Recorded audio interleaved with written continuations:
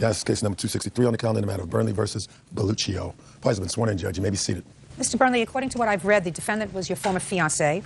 She lived with you for a period of time. You claim that she owes you for two things. First, for rent for several months that she lived there and she didn't pay you rent. And second, for a credit card loan that you paid off for her and that she agreed to repay. The defendant says that while she was there was not an agreement for rent, that in quite the opposite, she was really treated more like a maid than anything else. She cooked and cleaned and took care of you and your children and the house. And in addition, while she does acknowledge that there was a loan for her credit card debt that she had, she says that she agreed to leave certain items at the house when she left that more than cover the balance of the loan, some of which she had already paid to you. Is that right? Yes, ma'am. Mr. Burnley, when did you start to date Ms. Belluccio? February of 1998. And in February of, because I've read these papers very carefully, in February of 1998, sir, you were married. Yes. And how old were you? 36. And how old was Ms. Belluccio? 19. Is that right? I was 18. And where did you meet her? I worked. What kind of work did you do? Convenience store. What were you doing at the convenience store? I was her boss. So you were her boss. She was 18 years old. She was going to school? Yes. College? Yes. And she was working besides. Going to school full time? Yes, ma'am.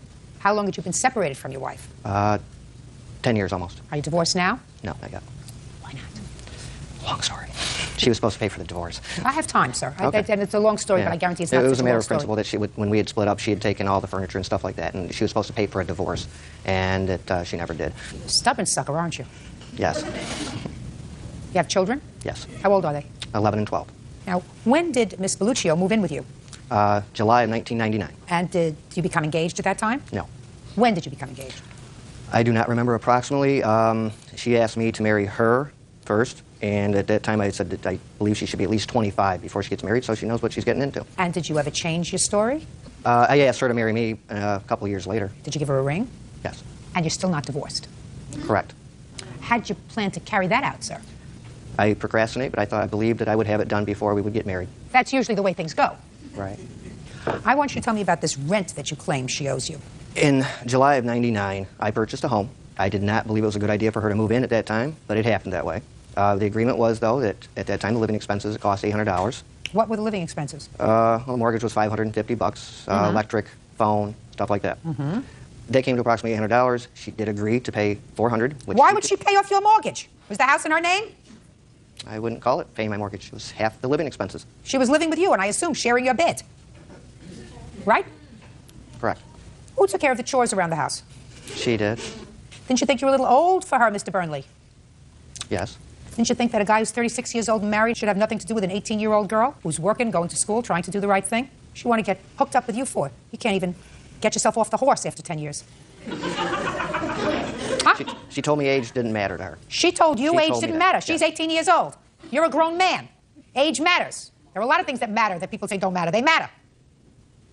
It is your statement that you did not have an agreement with him for rent. Is that right? There was no formal agreement. There were times when we did say, give what you can. There were times when Stephen had 2 roommates where he didn't expect a penny from me. And then there were times we actually did, in September of 2003, have a formal rent agreement. Okay. What was your agreement? That I would pay him $300 and that I would pay for groceries. Okay, and when did you move out? November of 2003, at the end. Okay, so for 3 months. Correct. I always contributed to the household, whether it be projects or whether it be I paid for all the groceries. There may have been 1 month in the 4 years that we lived together that Stephen bought groceries. But I did all the household chores, and I assisted him with several projects. I have pictures of his whole house has been changed. I paid for a lot of those things. Like what? Painting. I helped him paint. We did the whole back patio, and I paid for several flowers to go in the ground. At least $250 a summer I paid for flowers, and several of those flowers have come back. So you treated the house as if it was going to be your home? That is what Stephen told me at all times. That he offered one of the roommates money, $7 per hour, to help him work on a project. And I questioned, why aren't you offering me money to help you work on these projects?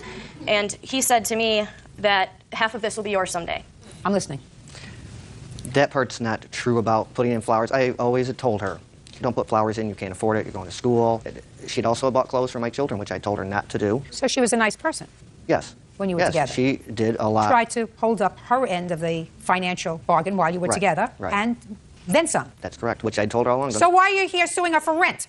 Principle. Someone who proposes marriage to a girl half his age while he's still married shouldn't talk about principle.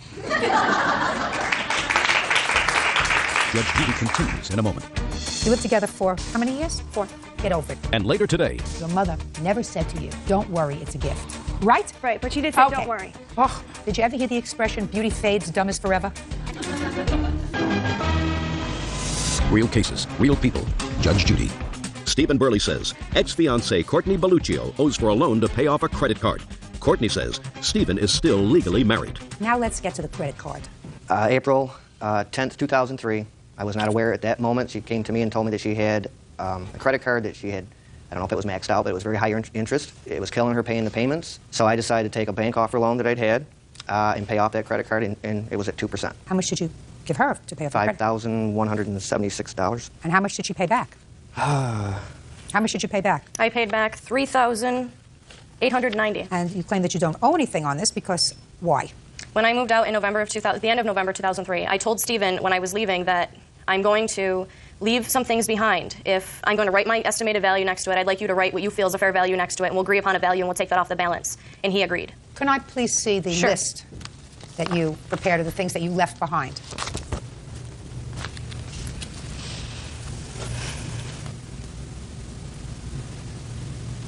Well, let me tell you this. Some of this is nonsense. A bicycle. Now that's $100. Kitchen table and 4 chairs. Sits in the basement. Told her she could take it when she needed it. 2 She said dining no. room chairs. In my basement. You have any use for these things? No. You can go get these things because he doesn't want them, but you don't get credit for them. Okay, you agree to pay it back. The money you owe him $1,500. That's all. Your lawsuit is seeking over $3,000. I think you're a little out of line. I think you're out of line with the rent. I don't think that you had an agreement other than the defendant has already acknowledged that is an agreement for 3 months. I believe her when she says she paid you the rent for the 3 months, September, October, November. That's it. You lived together for how many years? 4. 4 years? Get over this list. Get over it, unless you want any of this stuff. If you want any of this stuff, it's in his basement. I'll make an order that you can go pick it up. Do you want it? Yes, ma'am. Good. She's going to come and pick up all this junk within 5 days of the date of this hearing, and she owes you $1,500. That's all. Parties are excused. You may step out. I think his real motivation is that he's simply angry with me. I procrastinate a lot, so she probably figured I wouldn't try to collect it. We had just completely grown apart. We wanted different things on a daily basis from life. I was just in no hurry to get married again, I guess. It was all on principle. He was planning on getting a divorce, and ironically, after I left, he initiated one. And now the next case. All parties in the matter of Power versus Power. Step forward, please. Homemaker Mary Power is suing her daughter, administrative assistant Catherine Power, for the cost of a cruise from New York to Canada. Ms. Power, this is your daughter. Yes, it is. And I gather from reading your petition that at this point in your lives, you're not happy with each other. No, we're not. So this is what the case is about. Your family was planning to go away on a cruise together, so I assume you all got along. You have children? Yes. How many? 2. And they were going on the cruise also? Yes. How many of your brothers and sisters were going? 2. 2 sisters. And Mrs. Power, what you tell me in your petition is that your daughter paid for the cruise, and then the cruise company went bankrupt. Correct. And everybody was really disappointed, and according to what you tell me, I read, you made arrangements for a second cruise. Correct. And since the refund hadn't come back yet, you paid for the second cruise. Correct. And your daughter didn't pay you back when she got the refund. Correct. She says that the second cruise was a gift. Absolutely not. That's your defense. Is that right? Yeah. When were you planning to go on this cruise, Miss Power? The first cruise on Regal Cruises, we were going June 29th of 2003. And where were you going? We were going from New York to Canada. Kathy, how much did you pay for that cruise for you and your 2 children? Was it 3 people going? I paid $906, but that wasn't a full total. When did you pay that money? Throughout January to May of 2003. Great. When were you advised, Miss Power, that the cruise was canceled? I was advised in May of 2003. And did you rebook another cruise Yes, I did. for the same period of time? For the same period of time, just one day earlier, we were going to leave than previously planned. And was that a more expensive cruise? A few $100 more. So what happened? You went on the cruise in June. We went on the cruise. We had a great time. I got a refund back in February of 2004. Did you call your daughter and ask her if she had gotten a refund back? Yes, I was very excited I got my refund, but she didn't seem to be as excited. And she just called me up a few days later, and she said to me, now she didn't say she got her check back. She said that when she gets her check back, she'd like to use it to go to Florida on another vacation. And I said, absolutely no. I want my money back. And she said? And she said that no, she wasn't giving it back to me. Real cases, real people. Judge Judy. Mary Power says her daughter, Catherine Power, owes for a cruise from New York to Canada. Catherine says she's a struggling single mom, and the cruise was a gift. Give me your version of the events that led to your belief that this was a gift to you. The first cruise that we had purchased, actually my mom called me and said, would you like to go on a cruise? And I'll help pay for it. And then she ended up paying for my sister Karen's part, but didn't help me. So I was still paying for it because I wanted to go.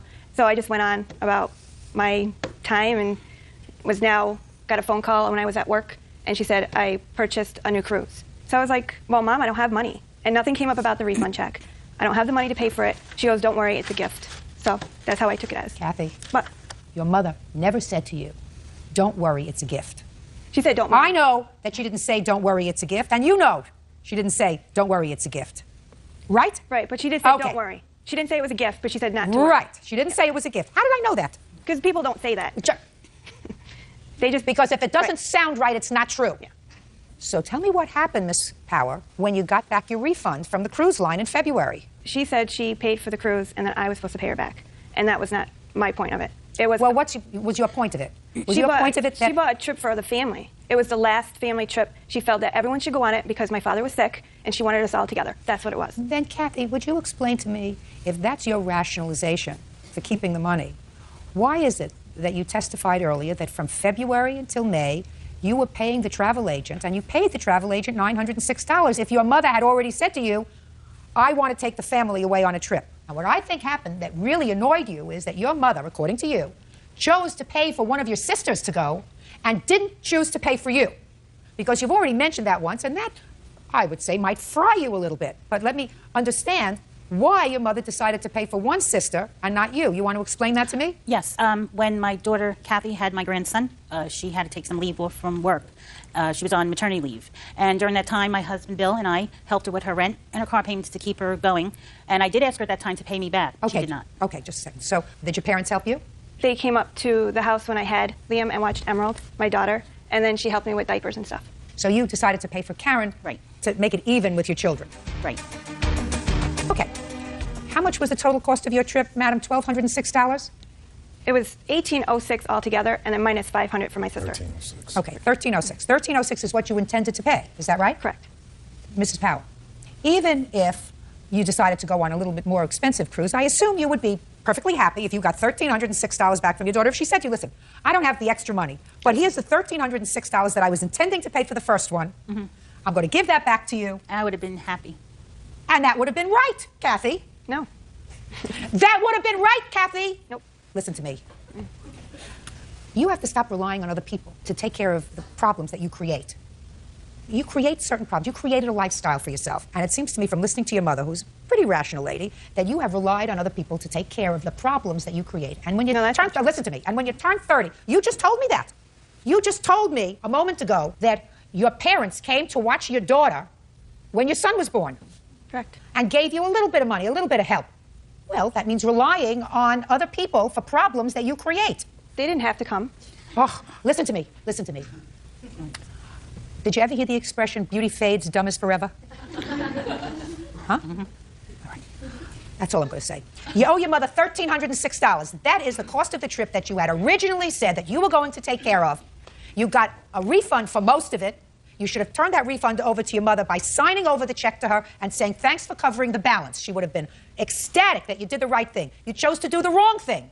And you can't, at your age, do the wrong thing. First of all, it sets a bad example for your children, and that's primarily why you can't do the wrong thing, because you're supposed to set a perfect example for your children, and then you're not supposed to make your mother come and sue you. Don't say anything.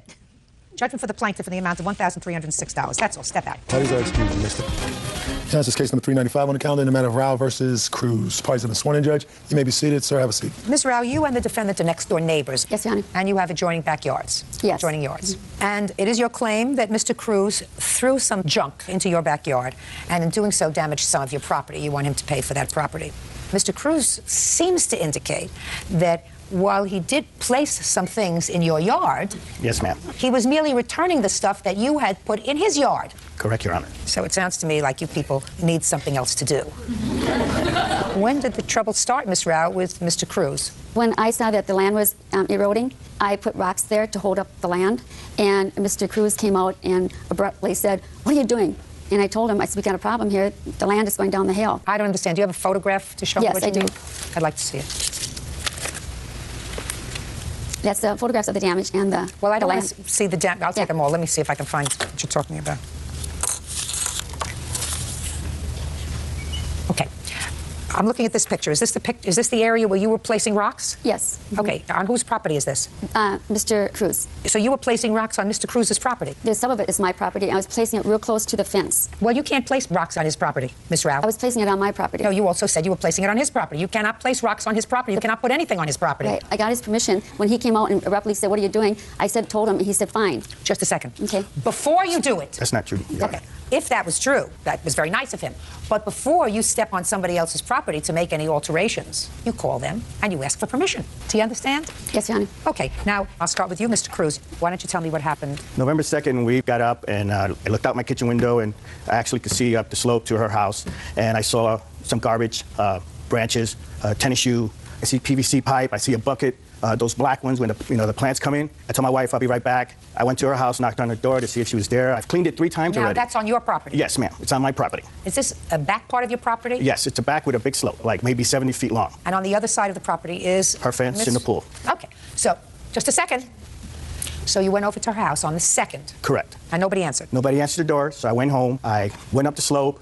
I picked up the black bucket, a couple of root plants, and a couple rocks, and I tossed it over the fence. And that dirt right there that you see was covered all with ice plant. There was no exposure of the PVC pipe. I have a picture, ma'am. Let me see it, please. I have a couple pictures. Plus, I also found a rock in my pool. And it's not rock, it's actually cement. Take a look through those. And there's also a picture of a ladder that she uses to climb over my fence. Because she's been in my property. I've seen her 3 times. The last time I saw her, she was just sitting there pulling some ice plants, and I said to my wife, let's just ignore her. Why were you pulling these ice plants? I got his permission. I asked him if he would please trim his ice plant because it was going under my fence and getting wrapped up in my vines. And he said he wouldn't. I said, do you mind if I do it? He said it was fine. So I hired a guy to trim his ice plant. And I told him at that time I was going to put rocks there to keep the land from going down the hill, and I was going to put plants there, plants with good roots to hold the soil. I was trying to better the property. I would never, ever, I was afraid of him and still afraid of him. I would never put garbage on his place. Miss Rao, listen to me. Somebody in your house was using part of his property to dump stuff. No, Your Honor, no. Well, I mean, otherwise what you're saying to me... I don't know where the tennis shoe came from. I don't know. I have no idea where the tennis shoe came from. It was a huge man's tennis shoe. I live in my house by myself. I'm trying to clean up the area. Okay.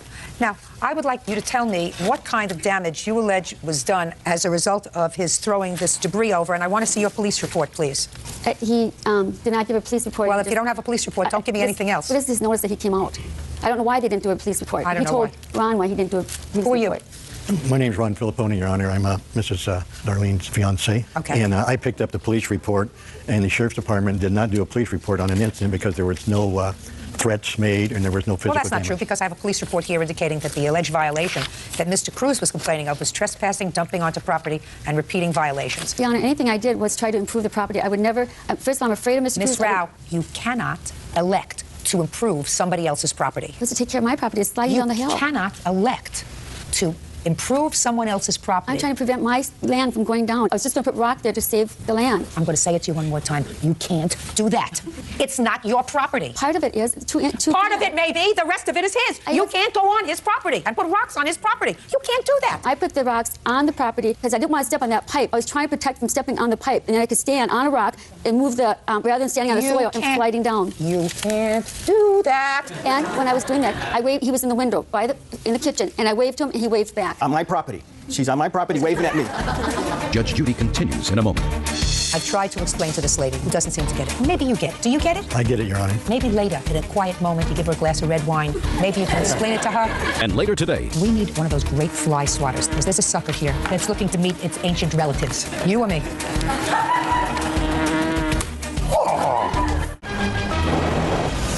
real cases, real people. Judge Judy. Darlene Rao says neighbor Raul Cruz damaged her fence with rocks. Raul says it's Darlene who's dumping rocks on his property. Now, I want you to show me what the damage was to your, whatever you say was damaged as a result of his throwing this stuff all the way down here. Do you have the pictures of what's damaged? No, I see a lot of schmutz, but I don't see much damage. Well, this is part of the vase statue of the angel that he broke. This is what came off the chair that I passed it down from my mom to me.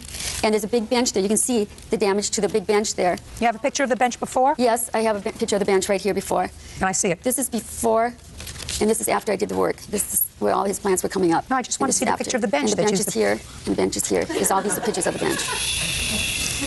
I also have a picture of her property, and she has like maybe 1.5 feet of white rock. If she wants to do something to prevent it from going down, she could build a retaining wall on that white rock she has. Listen to me. You can't throw the rocks on her property because you've gotten a snit. I was just returning it. I heard you, Mr. Cruz.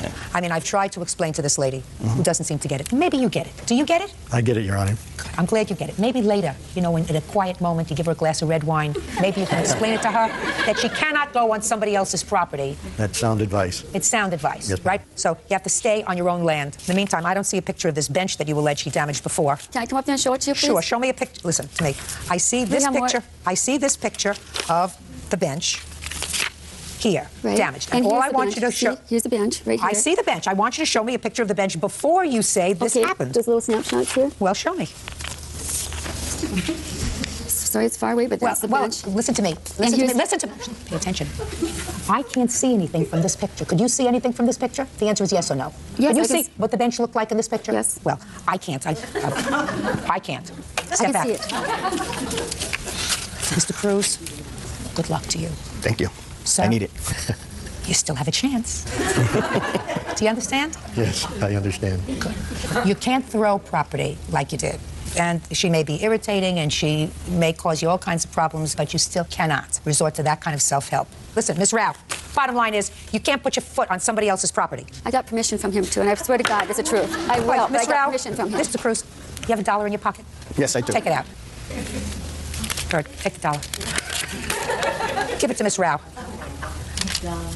That's your judgment for the damage that he did, Miss Rao. You don't seem to get it. I want you to get it. That's all. Parties are excused. You may step out. He gave me permission to put the rocks there, and I swear to God, that's the honest to God truth. I think she's a good person, and I mean, there's nothing wrong with that. I mean, we have differences, but let's just get along with neighbors. He's a con man, and for some reason, I'm a victim. And now the next case. All parties in the matter of Kangas versus Kangas, step forward, please. Licensed investigator Paul Kangas is suing his son, 21-year-old movie theater clerk Shane Kangas, for unauthorized credit card charges and for money owed on a computer. Shane says he worked off the debt by working in the family business. Mr. Kangas, this young man is your son. Yes, Your Honor. How old is he? 21. What do you do? I work at a movie theater. What do you do there? I serve people popcorn, clean up at the night. What do you want to be when you grow up? Computer technician. Okay. Mr. Kangas, you say that your son came to live with you, and you also purchased a computer for him, and I understand that the agreement was it was going to be paid for in sort of barter. He was going to put in a certain number of hours working for your business, which is private investigating business. Yes, Your Honor. And that would pay off the computer. Yes. And you also gave him a credit card. I did. And told him to use it, but use it wisely. It's to help him in the business, so when I send him out to do something, like go to the lab to develop film, that he'd have a way of paying for the film, picking up the film. And what about personal stuff if he needed something? Personal stuff, he had to check with me before he spent beyond $20. I have the same arrangement with my daughter, and she honors it strictly with her credit card. That's what makes horse racing, sir. Children Yes, are different. That's for sure. Okay. After several months, he decided he didn't like it anymore, so he decided to sit in his room, play his guitar, whatever. You got annoyed. He left. You wanted to pay for the computer and for the credit card bills that he racked up while he was still using the credit card. That's what your lawsuit's about.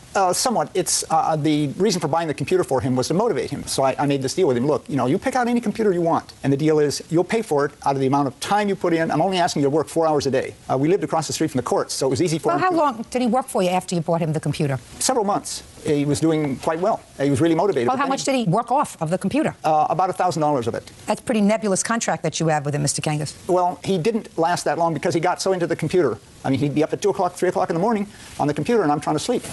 But I was trying to motivate him. I was trying to control him. I was trying to exert some parental influence on him. All sounds terrific. Remember the father knows best? Yes, I do. It's not like that anymore. Well, it's... Families don't sit around in shirts and ties having dinner together anymore. Everything that you did with your son sounds as if you had the right motivation. He was going to work, and he was going to pay off his computer, and he was going to be responsible with the credit card. That's right. Right. But then we got into a dispute over the computer, and then he moved out and started spending the credit card like it was his credit card, and it was free money, and he just started sending me these bills for huge amounts of money. Well, what I would like to see are the bills after he moved out. And then, Bert, you know what we're going to do? We need one of those great fly swatters that we used to have. Because there's a sucker here that's looking to meet its ancient relatives. I think I got just what you need. You or me?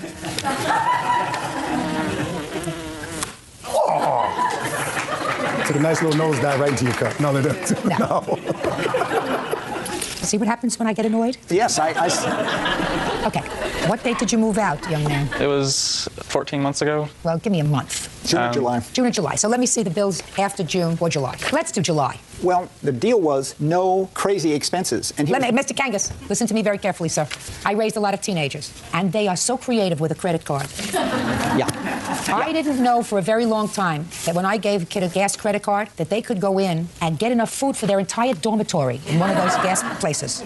I didn't know that. And I said, how could they use so much gas? The campus isn't that big. Where are you using all that gas? And then I realized that you can buy milk and juice and newspapers and cookies and snacks and egg, and you can not only buy, listen, and you can not only buy it for yourself, but you can buy it for all your friends, because if you buy it for all your friends, they give you the cash. Right. Do you understand? Listen, Mr. Kangas, I know that happens. I didn't sue my children.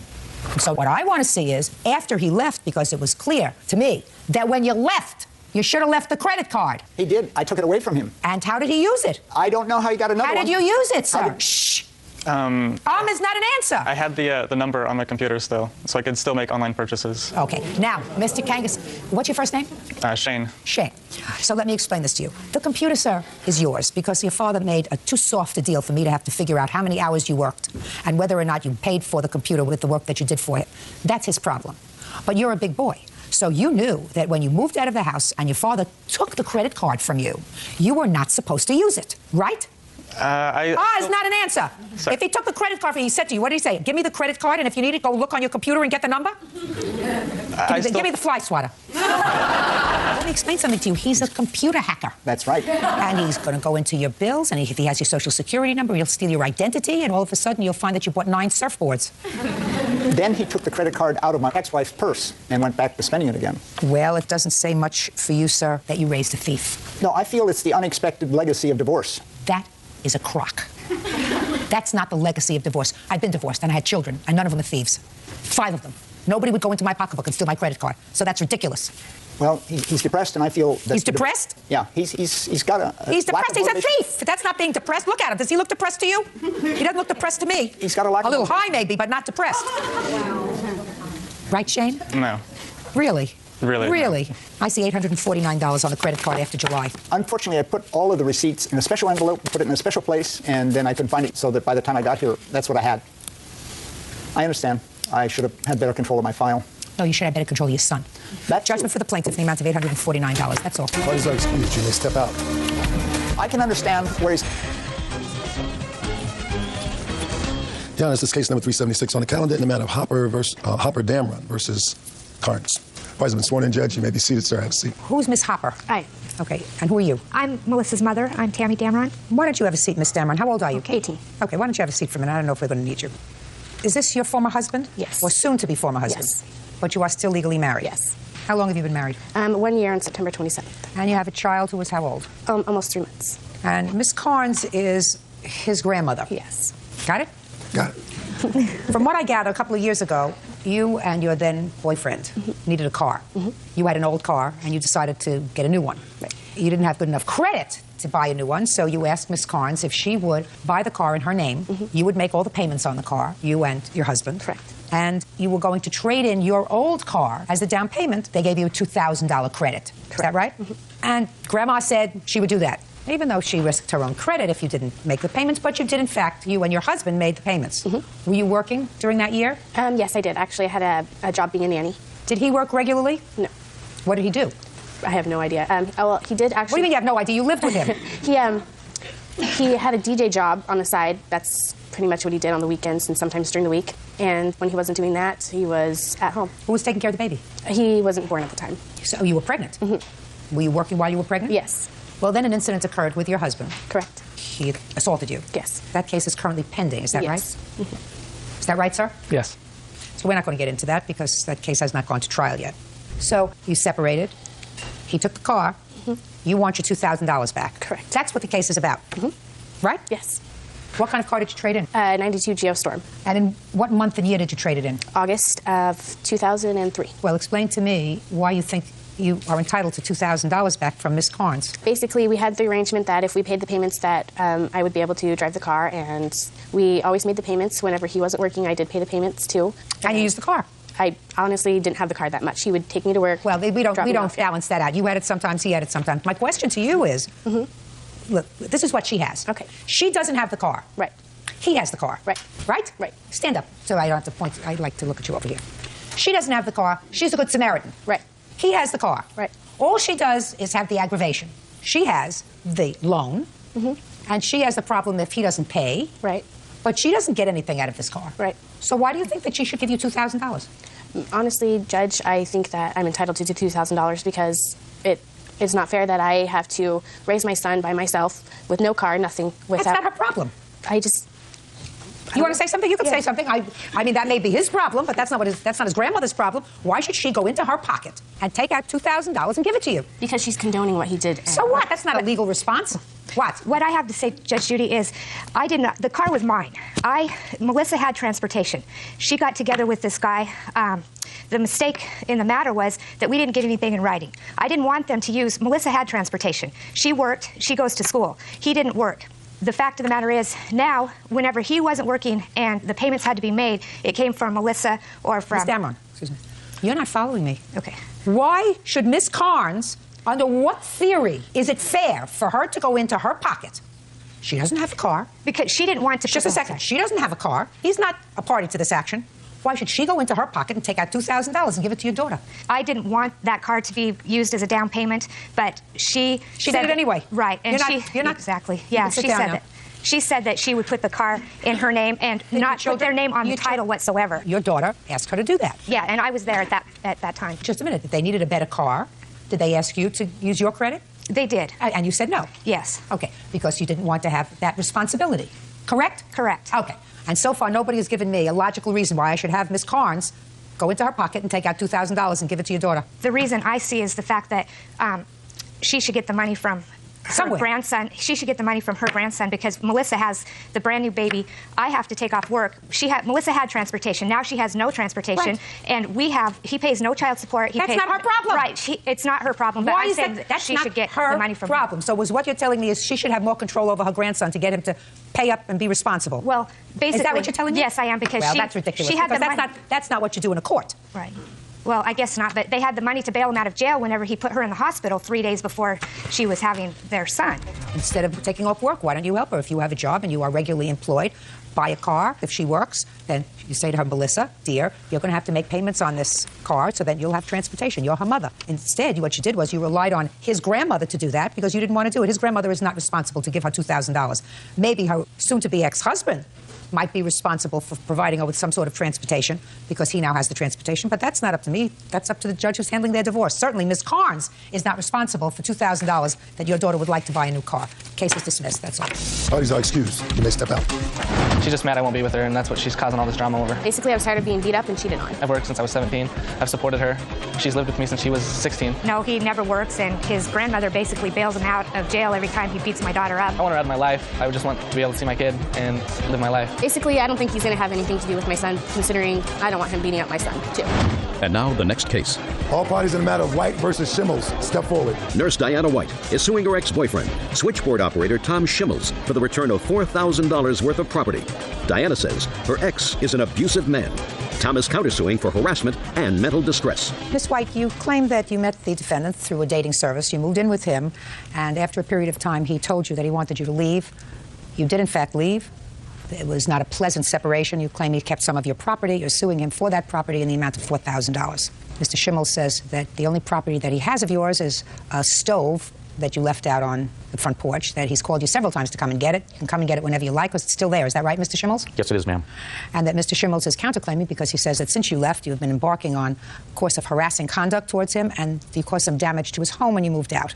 Mr. Schimmels, I assume that you are legally blind, sir, and that dog is a seeing eye dog. Is that correct? Yes, ma'am. Okay. Ms. White, when did you meet Mr. Schimmels? About June of 2003. How did you meet him? Through a singles line, a singles dating service. You arranged your first meeting when?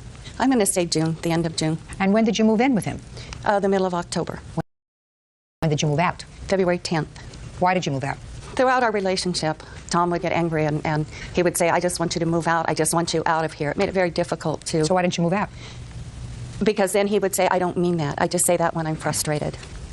The night of January 31st, we got into an argument over something very small, and he assaulted me that night. He hit me. I have a 911 tape.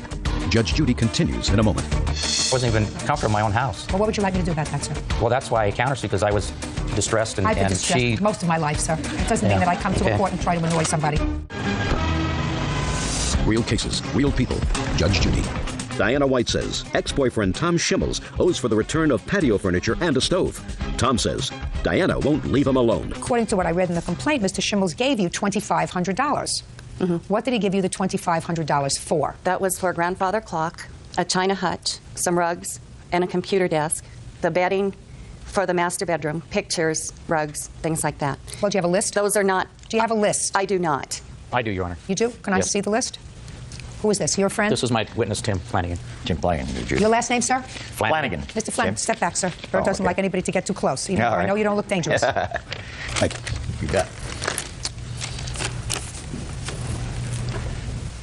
A hutch, lamps, grandfather clock, curtains in the master bedroom, desk, office, rug in the family room, and pictures in the master bedroom. Then you write, by no means is $2,500 fair, something the police have been to the house 2 times, and I do not want the...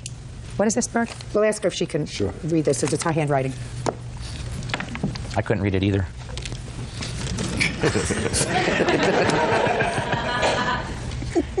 Sorry for the fun. Have been to the house. I do not want the abusiveness and fighting to increase, so under duress, I agreed to this. Okay, fine.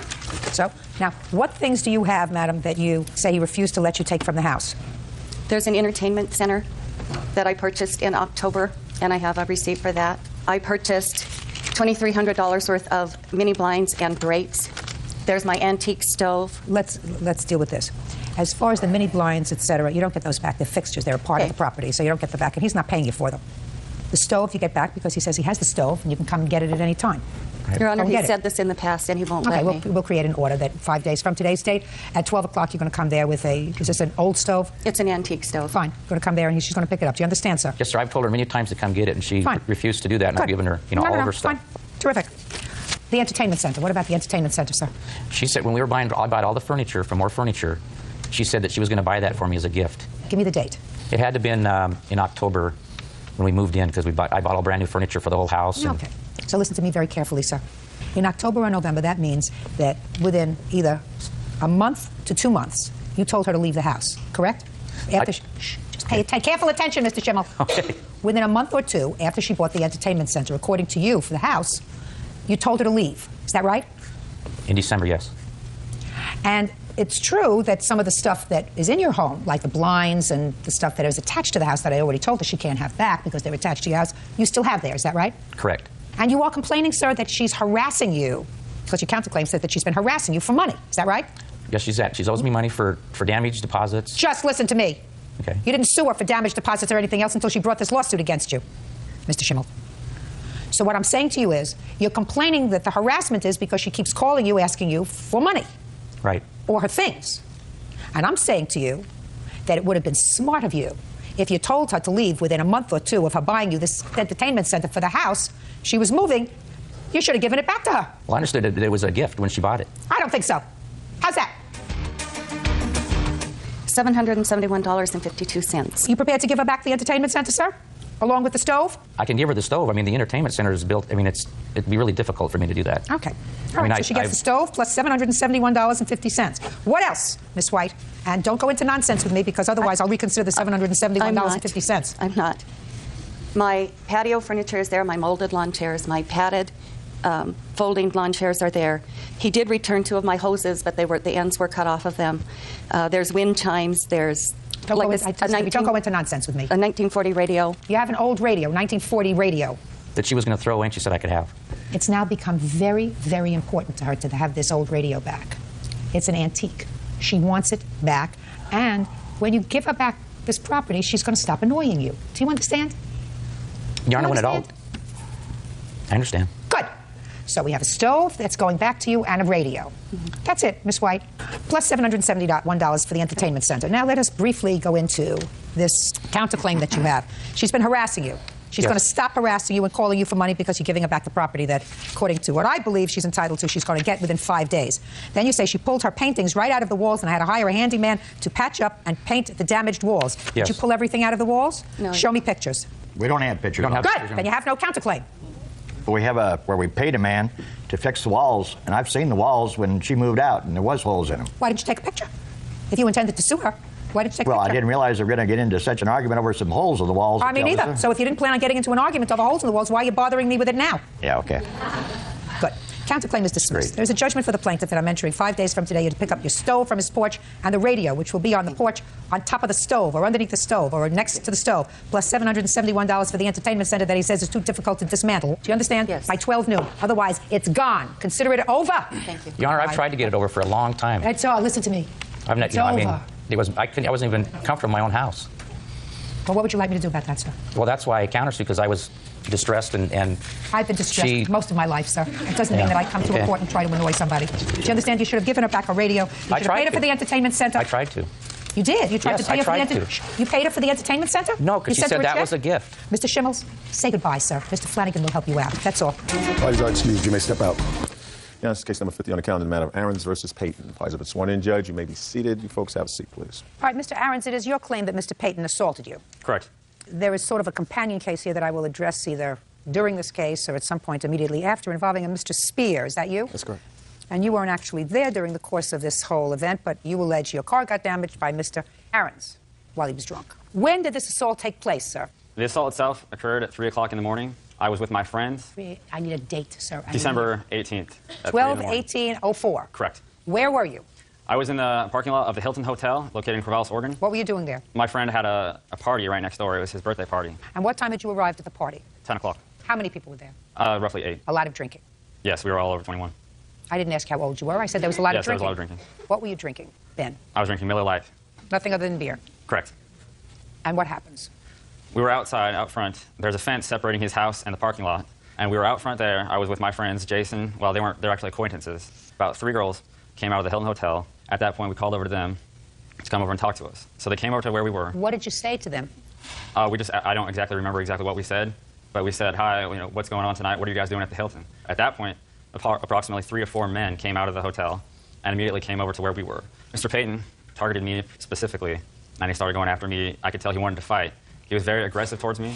Well, tell me what he did, sir. He said as soon as he came out of the hotel, he said he saw me looking at him and saluting in a Hitler-like way. And I don't know what he's talking about.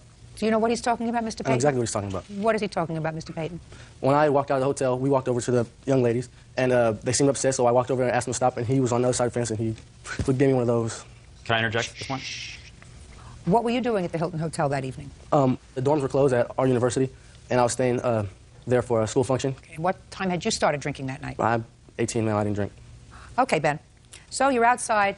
And I'm speaking with my friends. It becomes a verbal altercation at that point. So I came over to the fence. So you jumped over the fence? Correct, yes. Why didn't you just go home like you were planning to go? I wasn't planning on going home that night. Well, what were you doing outside, Ben? We were just out front of his house so that we didn't wake up his friends. I don't understand that, Ben. You were outside because you were making too much noise to be inside? That'd be correct, yes. At that point, I explained to him what I was doing. What did you mean you explained to him? What does that mean I explained to him? I told him, I repeated the motion of this. I told him that's the only thing I could have possibly done at that point when he came outside. I told him that. He said, okay, that's all right. And then we shook hands. We exchanged names. We asked them what they were doing, and they said they were going to go and get beer and food. So they got in their car, and they took off. They came back about 10 minutes later, maybe 15 minutes later, and we were still outside. What were you doing outside, Ben? We were just sitting on the curb. There's a curb. We were just sitting there. We were just talking amongst ourselves. Go ahead. The 3 girls that were with them, I believe they went straight into the hotel, or Because they didn't want to talk to you anymore. I don't know if they didn't want to talk to us anymore, or if they were just They didn't want to talk to you anymore. They went right inside. They went inside. Go ahead. Peyton and his friends, they stayed with us out there, and we talked. And at that point, there became a verbal altercation between Mr. Peyton and one of the witnesses, Brown. And I believe it was over food. I believe he asked them if they brought him any food back. Where is Mr. Brown? Mr. Brown was unable to come. So he's not a witness. Okay. Because he's not here. Okay. So Mr. Brown, one of your friends, asked Mr. Peyton. Well, he wasn't my friend, he was my acquaintance. Your acquaintance. Correct. On your curb. Yes. Asked Mr. Peyton how come they didn't bring him back any food. Yes. You think that was because Mr. Brown maybe had a little too much to drink? Possibly, yes. Keep going. So at that point, there was a verbal altercation between him and Mr. Peyton, and I believe Jason might have gotten involved in it a little bit. At that point, I got up and I got in between them, and I pushed them aside, and then I'm not sure exactly what he did. That's about where my memory ends. Shortly after that point, it was because he struck me to the face. I received a massive concussion. I have photos here if you'd like at this time. You can take a look at that. I fell back. I hit the concrete. I lost about 1.5 pints of blood. You can see my cheek there. It was possibly dislocated. Looked like you fell back really hard. Yes. At that point, I had a concussion. I do not remember anything from that point Good. on. Now, Brian. Yes. Let's hear it. Like you said, the young ladies did come out the... Why don't we start with the young lady? Oh, okay, then. Because you weren't there. The young lady was there first. Is Can I that right? interject at this point? No. Okay. You came out at some point of the Hilton Hotel. Yes. Ben and his friends were yelling at us, and... What were they yelling? To come over and, like, what were our names, and we could tell that they were very intoxicated. And then the boys came out and were like, these guys won't leave us alone. They keep yelling at us, and they're very intoxicated. And so I believe that Brian asked them to leave us alone. Did you go out with Brian and his friends for some food? Mm-hmm. Yeah, that would be a yes. Yes. What happened when you came back? We got out of the car, and they started yelling and stuff like that, and then Ben started beating the car. And the car alarm... Whose car was it? Your car. He started beating with what? With his fists? Mm-hmm. And the car alarm was going off. All of us actually asked him numerous times to stop it, and he wouldn't. Brian went up to him to get him to stop, and Ben turned around really fast, and his fist came up, and so Brian obviously felt threatened if he was beating the car this much, and so Brian hit him, and he fell back on the ground and hit his head. Okay. The police were called? Yes. You have the police report? I have the police report, and I'd like is to there see it, something I please. could say? The police interviewed all the witnesses. I'd like to see both police reports, and Ben, I can read. You don't have to tell me what it says. Can I just point one out thing, though, please?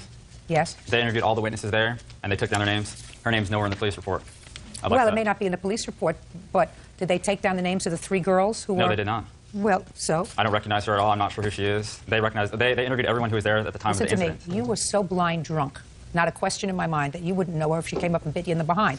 You said there were 3 girls that came out. It's my job to ascertain who tells the truth and who lies. She told a very cogent story. There is no reason to say that she's lying about being one of the 3 girls that came out that night that spoke to you. Why didn't the police interview her then? I have no idea, sir. I have enough trouble figuring out why I'm here. Judge Judy continues in a moment.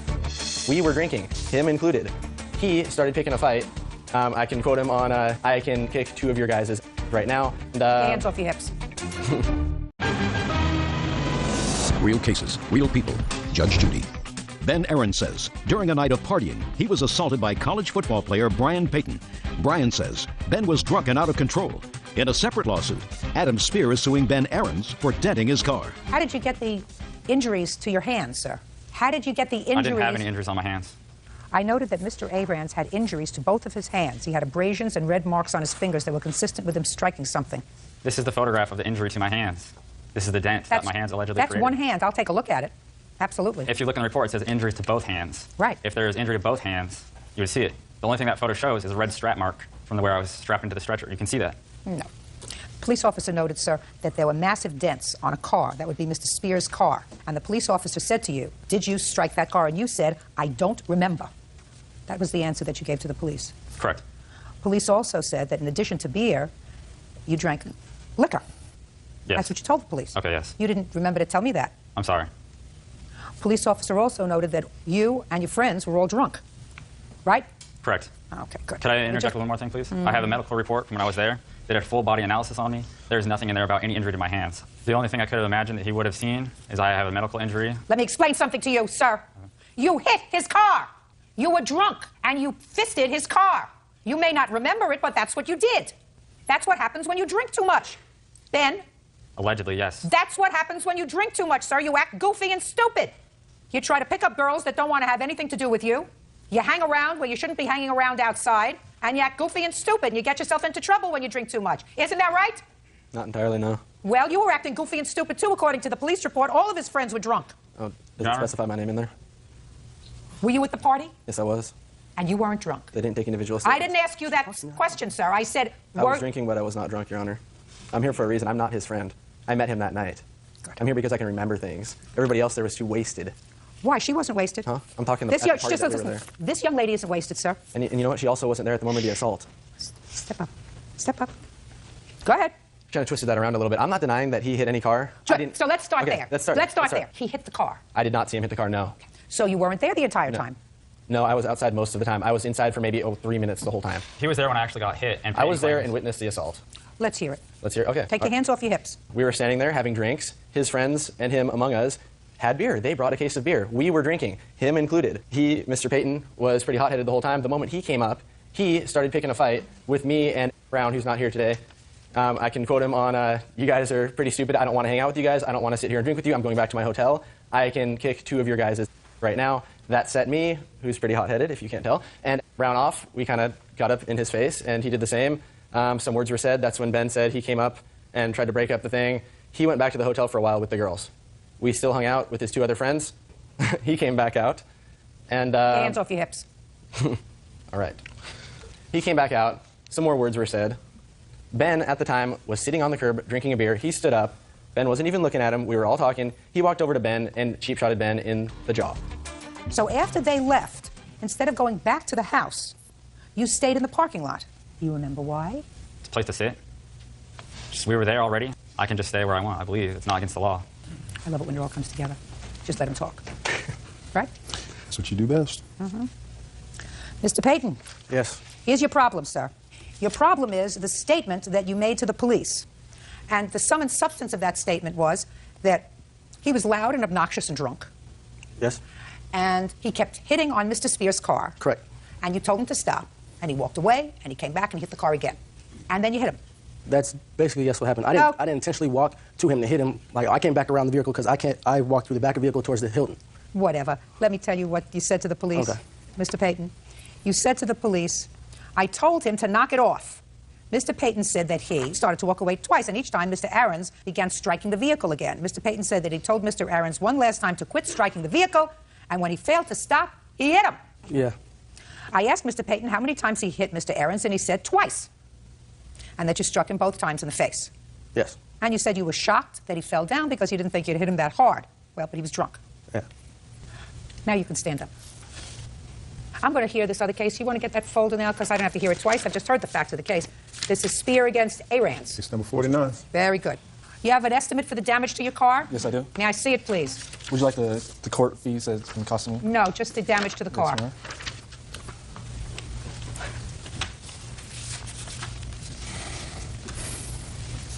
Who's Mr. Norris? Is he a friend of yours? Yes. Okay. Let me tell you what Mr. Norris told the police. This is in the police report. This is the interview. Mr. Norris stated that after Mr. Payton told Mr. Aarons 3 different times to stop hitting the car, he walked up and struck him in the face. Yeah, I'm not denying that I hit him. You can't do that. Brian, you can't do that. Now, do you have any unreimbursed medical bills, sir? Yes, sir. Ma'am. Hand them up.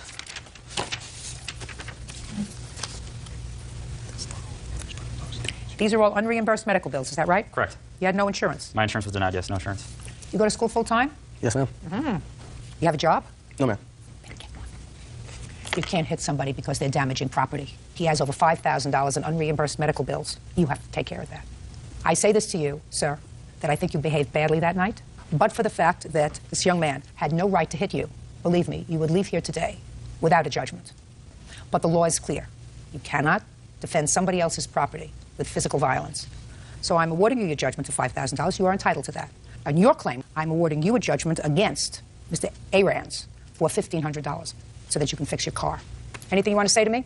I have right here a list of all the instances where people were hit by OSU football players in the past several months here, and I believe that this shows that there's a lot of animosity from athletes who are out of line and out of control. This happened at 3 a.m. past curfew. Listen to me, sir. I have no particular axe to grind. I don't even like athletes. What I don't like are young people who get so drunk that they can't remember what's happened. According to the police, according to the doctor, you reeked of alcohol, you had no memory of the assault because you were drunk. Because if you had had any kind of negative vibes with them during the course of the evening, and if you were sober, I can't believe you would be stupid enough to sit in the parking lot of the hotel where they were staying, not you. That's what you keep wanting to answer me, sir, and I'm telling you, that's what happens when you're drunk and stupid. Bad things happen. That doesn't mean he had the right to assault you. It just means that your actions, your purposeful actions in consuming too much alcohol was a proximate cause of all of these events that spiraled out of control that night. And if that's the way you can consume your alcohol, I suggest to you that you don't drink anymore. This case is over. Thank you very much. Judge, you may step out. Parties have been sworn in, Judge. You may be seated, sir. Have a seat. Mr. Manthorn, you are an event planner, according to what I read in your complaint. Yes, Your Honor. You plan different kinds of trips. I'm actually a club promoter, not an event coordinator. Well, but you were planning trips. Yes. This particular event was a trip. Yes. Mrs. Morante wanted to plan a weekend with some friends, and she answered your ad. Your ad was for what kind of a weekend, Miss Morante? Freestyle ski trip. What does that mean? Freestyle is a type of music, like classical or disco. It's a certain type of music. Would somebody my age like that kind of music? Not at all. You answered that very fast, Mr. Moran. Do you know what freestyle music is? I have no idea. Can you hum something in freestyle? No, I don't really want to. Okay. Anyway, and that was the ad that you placed, is that right? Yes, Your Honor. And you signed up, you gave him a deposit? Correct. And how much was the deposit? $250. $50 per girl. There were 5 girls. 2 days? Saturday, yes, Sunday? From Friday night arrival, Sunday morning departure. So 2 nights? Correct. Okay. And she paid you? Yes, she did. She went on the weekend eventually, even though the date was changed. The ski trip that I had promoted for was canceled. The date wasn't changed. The freestyle event was canceled for that weekend. That I never knew about until now, today. That was canceled. Yes, Your Honor. And you planned something else. Why was that canceled? Okay, it was canceled due to lack of people. We couldn't get people to go on the ski trip weekend. Because nobody knows what it is. So then you planned something else. No. What I did, I put them on a different ski trip for the following weekend. Without our knowledge. Well, just a second. You planned something else for them. I gave them an alternative. I gave them 2 alternatives. I gave them alternative number 1 was give them their deposit of $250 back. That's a lie. Shh. Or I could put them on the second week. Just a second. Shh, listen to me. She gave you the $250. She mailed it to me, the deposit of $250. Okay. So you had her address. Yes, I did. Can I see the letter that you sent her indicating that you were canceling the freestyle weekend, but you were giving her 2 options? Can I see that letter? There was no letter. That's all I wanted. Thank you. There was no letter. But one way or another, you got on this second weekend that they had planned, you and 4 friends. Me and 3 other girls. You and 3 other girls. One was soon to be my sister-in-law. Please, I don't need that information. Okay. I have a very, very busy day today. And you say it was a trip from hell. It was a disaster. Can I see the ad for the weekend? The original that I picked up? The original. This is the original. That's the only one that he's got? Because... No, I received the second one. Oh, you did receive it? At the hotel. Oh, okay. Not before you went? Not before I went. Okay. So tell me, now this looks like a very nice promotion. Yes. This is what you've sent out, right? Yes, I was still promoting for that, yes. Good. And what you're suing for, sir, is she stopped payment on the $940. Yes, she did, and I have the check right here. I believe you. She doesn't deny it. She says that it was a disaster. So I'm going to hear her. Okay. Tell me why it was a disaster. Okay. Prior to leaving for the trip, Brian changed the dates on us 1 week in advance. You went. You didn't have to go. Okay. You went. We went to the bus location with him saying that he was going to meet us there Friday evening at about 6 p.m. with about 4 or 5 buses waiting to hurl 500 people up to this freestyle music weekend. There's no Brian. There's only 2 buses. We were not on any kind of list, my name or any of the girls that were with me. To get on the bus, we had to sit there and talk to people that did not know who we were. So you first had a problem with the organization. Right. You finally got on a bus. We finally got on a bus. The minute we sat down, we smelled marijuana. We refused to sit on a bus with marijuana for our health reasons, and we weren't planning this kind of ghetto weekend. We were trying to go away to have a nice weekend trip. And this was not something that I would ever be interested in. Okay. So we complained. They opened up the vent on the bus and sprayed air freshener. I walked right off the bus with the 3 girls. Okay. Called my husband, called Brian. He did not pick up his cell phone. He didn't show up. What did you do next? I complained to the bus drivers. I complained to the other promoters who never heard of me, who didn't even know who Brian was, and they told us get on another bus? They made us get on another bus. Correct. Was that bus okay? That bus had a lot of drinking and cursing. It was better than the marijuana, but it was not acceptable once we were en route. Did you get to where you were going? We did, without being able to use the bathroom, all 3 girls. When you got to where you were going, tell me about the accommodations that you had. We walked in. People from the first bus were mimicking, saying things to us because we complained about the pot smoking. They were saying we were troublemakers. I'm not interested in what they were saying about you. I'm interested in the accommodations. Okay, well, the accommodations was a room that, had 2 double beds. We were, all 4 girls staying in the same room together. Did you stay? We stayed in the hotel room with the doors locked, towels under the door because of the marijuana. You stayed in the hotel? Correct, we did. Why didn't you go home? I had no way of getting home. He came and picked me up, and he cut his bachelor party short because he was in Atlantic City with my brother and the rest of the guys. And he had to drive over 3 hours to come pick me up, and we had to go home with him squished like sardines in a truck, 4 girls and suitcases and everything because we refused to get back on the bus with the people that was ghetto that we would not want to be around. Going home another 3 hours. We were not allowed to use the bathroom in the bus unless we took alcohol shots from strangers. It's ridiculous. Listen to me. I don't understand. You find it funny. I don't think it's funny. Miss Moranti, listen to me. You weren't there. Miss Moranti, listen to me. I don't understand why you would stay in the hotel. Well, there was. You're lying, Your Honor. I'm lying. You weren't even there. No. Okay. Mr. Mann, listen, if you can't behave yourself, that's not going to bode well for your success in this case. Do you understand? Yes, ma'am. Were you supposed to be on this trip, Mr. Mann? I was going. Originally, I was going to go, but I'm in the National Guard, and I had drill that weekend. Show me.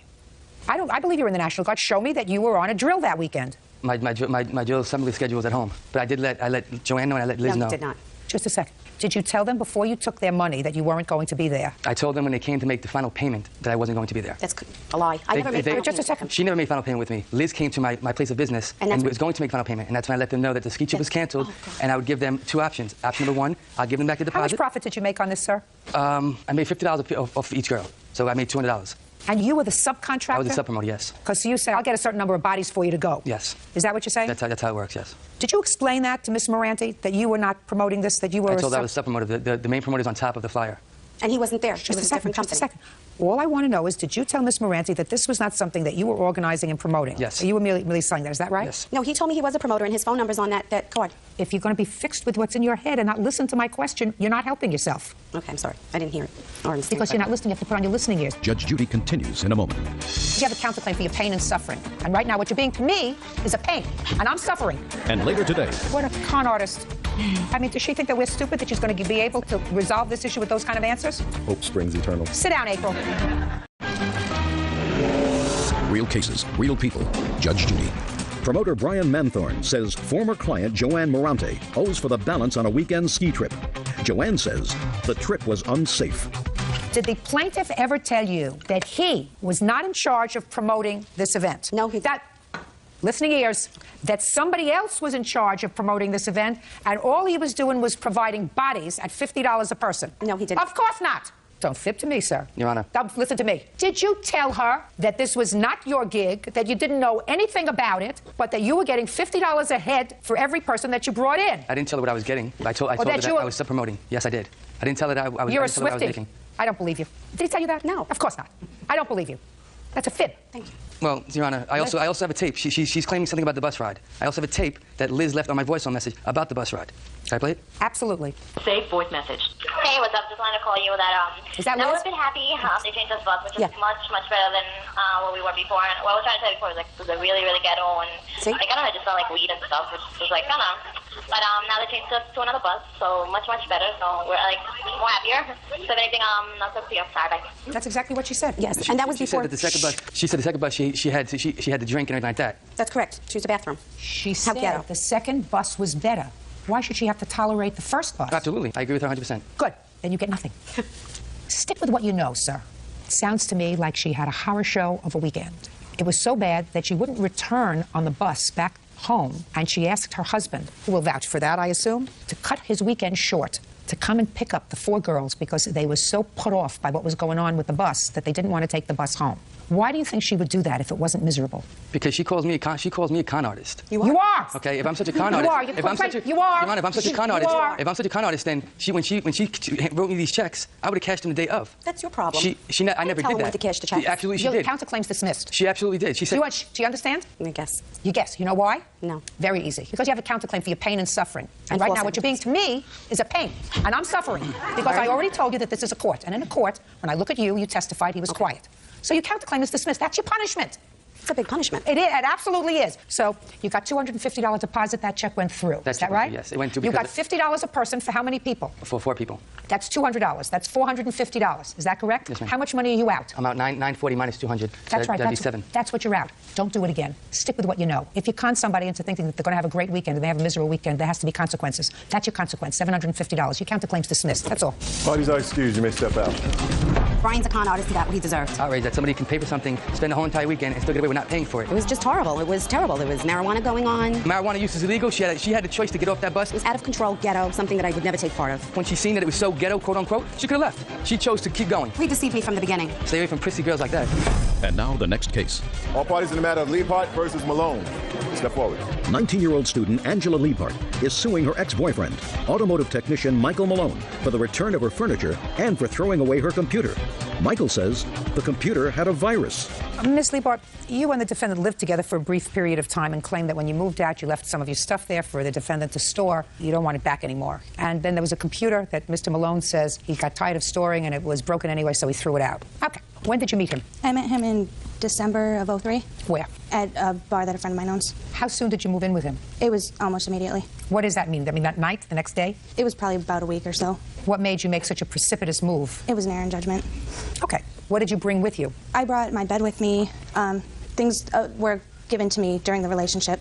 The computer was given to me approximately a month before we broke up. By whom? My grandmother. Was it a new computer? Yes, brand new. How old were you when you moved in with him? 18. How old are you? 29. 29.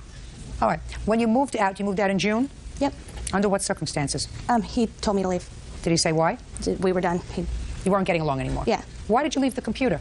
I was leaving town for a few days, and I asked him if it was okay if I left my stuff there for a few days. He told me it was all right. I could leave it there as long as I needed, and I've attempted to get it back on numerous occasions, and he's never there. Well, after you left in June, when was the first time that you attempted to get your computer and furniture back? It was 3 days after I moved out. Tell me what you did. I called him up, and he wasn't home, and I told him that that's when I would be back in town, is in 3 days. So you called him up, he wasn't home? Yes. So, what'd you do next? I waited a few days and called him again. And did you speak to him? I made an appointment to go and get my stuff with him. So that was about, let's say, a week later. You made an appointment to go and get your stuff? Yes. Is that right? Yes. Are you making it up as you're going along, or is that the truth as you remember it? Angela Liebhardt says ex-boyfriend Michael Malone threw away her computer. Michael says the computer was junk. Step up. What is your last name? Renee Williams. Okay, Miss Williams, when for the first time did you contact Mr. Malone? I started attempting to call him in October. Did you ever speak to him? There was a couple times. One time we set a time to meet. At that time he had... To meet to do what? So that I could get Angela's stuff for her. What furniture is there? There is like a china cabinet and like a hutch type thing, like a something that's wooden. Yes, 2 wooden things. Okay. Where are her 2 wooden chests that she has? They're in the back room of my house. Okay, you have no objection if she comes and gets those, do you? No, not at all. Good. 5 days from today, you may bring a peace officer if you wish. There'll be an order. Those 2 items are to be in the front of the house. Do you understand? Yes. 5 days from today, 9 a.m. You'll get a formal order of that. With regard to the computer, sir, you're going to have to convince me why you don't owe her $1,073.67 for the computer. At first, I had no problem with them getting the computer. Then the computer broke, and we were getting ready to move, and it was junk to me. I've had them say, you can come get it, you can do whatever. Well, at that point, it was junk, sir, because if you were using it, and if it broke while you were using it, you're responsible for it. He didn't say that we could come get it. First, he told her that it was at his mom's. Then his wife told me that it was stolen, and now he's saying that it's junk. Step up. Your name? April Malone. April? Mm-hmm. Did you ever tell Miss Williams that the computer was stolen? Yes, that's what I had known that it was. I didn't know that. What do you mean you had known? That's what you had known that it was. Explain that to me. I was told that it was stolen. I didn't know that it was broken. Who told you that it was stolen? Some of his family members. What about him? You didn't ask him? No. You didn't say to your husband what happened to you? His family members told you it was stolen? April, look at me. She says to you, where's the computer? You say to her, it's stolen. I don't know anything about the computer. To my knowledge, I knew it was stolen. Well, just a second. You're living with your husband, right, April? Yes. So it had to be your husband that told you it was stolen. I don't know anything about this. I don't know anything about this relationship. Are you listening to what I'm saying? I'm not asking you about relationship. Pay careful attention. You don't get off the hook, because I shake it until I get the truth. That if you told her the computer is stolen, you got that from your husband. I'm not sure who I got it from. I tried resolving this problem. I offered to claim it on our home insurance policy. I called them, and I had called my father-in-law because I did not know who the insurance policy was through. I still don't. So what did you do? You called your father-in-law and said, I want to know who our insurance carrier is, right? Yes, I tried that. What do you mean you tried? So, did you get an answer? No, I did not. Why didn't you get an answer? They don't want to talk to you? My father-in-law is only home like once a week. He travels. God, what a con artist. I mean, does she think that we're stupid, that she's going to be able to resolve this issue with those kind of answers? Hope springs eternal. Sit down, April. Does it embarrass you to stand up in front of 10 million people and appear to be so foolish? No. How many children? I could do. Let me ask you a question. How many children do you have? I don't have any children. Try keeping it that way. I plan on it. Judgment for the plaintiff in the amount of $1,073.67. 5 days from today, you can go get your property. That's all. Parties are excused. You may step out. I tried to get my stuff, my belongings. On account of the matter of Burden versus Duncan. Parties have been sworn in, Judge. You may be seated. Folks, have a seat, please. Miss Burden, you were supposed to be married in Las Vegas. Mm-hmm. And according to your complaint, the defendant was a guest of a member of your wedding party. Mm-hmm. You were all supposed to be traveling from one place to another by plane. Where were you coming from? We came from Flint, Michigan. And you were going to Las Vegas? Las Vegas. Your complaint alleges that Miss Duncan, while you were waiting for the plane in Michigan, I assume? In Atlanta. That was a layover? Mm-hmm. Got drunk. And because she was drunk and unruly, your entire wedding party was thrown off the plane. You missed your wedding. All your deposits were lost. You're still not married, all because of her bad behavior. That's true. That's what you allege. Okay, so you hadn't met her before? No. Who was she the guest of? My cousin Tiara. Is she here today? Yes, she is. That's Tiara. Mm-hmm. Okay, so tell me the story. I'm listening. We got to Atlanta, and we were going to get on the next plane to get to Las Vegas. AirTran had overbooked each flight 15 to 20 people, so we had to wait for the next flight. That was at 9 o'clock in the morning. The second flight was at 11:25. We're on standby, so we're on a list. Why were you on standby? That's the buddy passes. They're standby tickets. How many buddy passes did you have? I had, for me and my fiance, his uncle and aunt, and my cousin and her 2 friends. Where did you get them from? Ibrahim, a friend of the family. Ibrahim. That's He's you. here as a witness, too. What's your last name, sir? Abdul Rahim. Mr. Rahim. Where did you get these buddy passes from? I work for the airline. We get 6 buddy passes a year. Once Tiara said that she had a cousin going to get married, I tried to help him out. So I got them from 2 other friends that work for AirTran. So you get 6 per year. How much do you pay for them? $50. So it's $350. Yes. Okay. Sit down. Okay, go ahead. So my fiance's uncle and aunt got on the plane. We had to wait for the 7:45 flight. My cousin Tia and her friends decided to go drinking in the airport. Me and my fiance slept for a while, and we woke up about 3. We were looking for them, and they were downstairs at a bar. They had already drank a bar tab of $79, and Heather and her friend left with this guy they met at the bar. They got back about 7, and we just made it up there in time to get on the 7:45 plane. The flight attendant said there was 5 seats left, and there was just 5 of us, but she miscounted. There was only 4 seats. Okay, so there was one person who had to get off. Yeah, but Miss Duncan was hollering and cursing at her, so she made everybody get off the plane. So we all get off the plane, and Heather's still at the bottom of the ramp arguing with this woman. The lady's closing the door. She's trying to open the door, and we're all walking up the ramp, and she's still down there arguing. So my fiance goes down there and tells her, come on, we have to go because the ramp's closed, and you can feel it pulling back. She takes off walking. We meet back up with her at the baggage claim, and she started cursing at the lady in the baggage claim, telling her that she's never been treated like that before, and she flies here and there, but we're on standby. You can't act a fool when you're on standby because you represent the person that gets you the ticket. So after I fill out my claim, I go outside, step outside for a cigarette. She comes running past me saying, stall the police, they're after me, and takes off. I'm sitting there like, what's going on? So I go back in. They got U.S. Homeland Security there, Atlanta police there, the airport police. They're looking for her. She calls my cousin on the phone telling her she's laying in the back of somebody's truck. And that's where it all went from there. So we had to call the reservations in the morning to see if we can get put on the next flight in the morning to go to Vegas. They canceled our tickets because of her actions. We had to purchase new tickets to go home. It was a mess. It was a mess? Yeah, disaster. Okay. You remember what happened that day? I do. You remember everything that happened that day, Miss Duncan? Yes, ma'am. Were you drunk? We had all been to the bar. We had all I been didn't ask drinking. about anybody else. I only asked about you. Were you drunk? I was not over my limit, no, ma'am. You think you were able to drive a car? No, I would not have drove a car, no, ma'am. Well, then you were drunk. Then you were legally drunk if you would not have driven a car.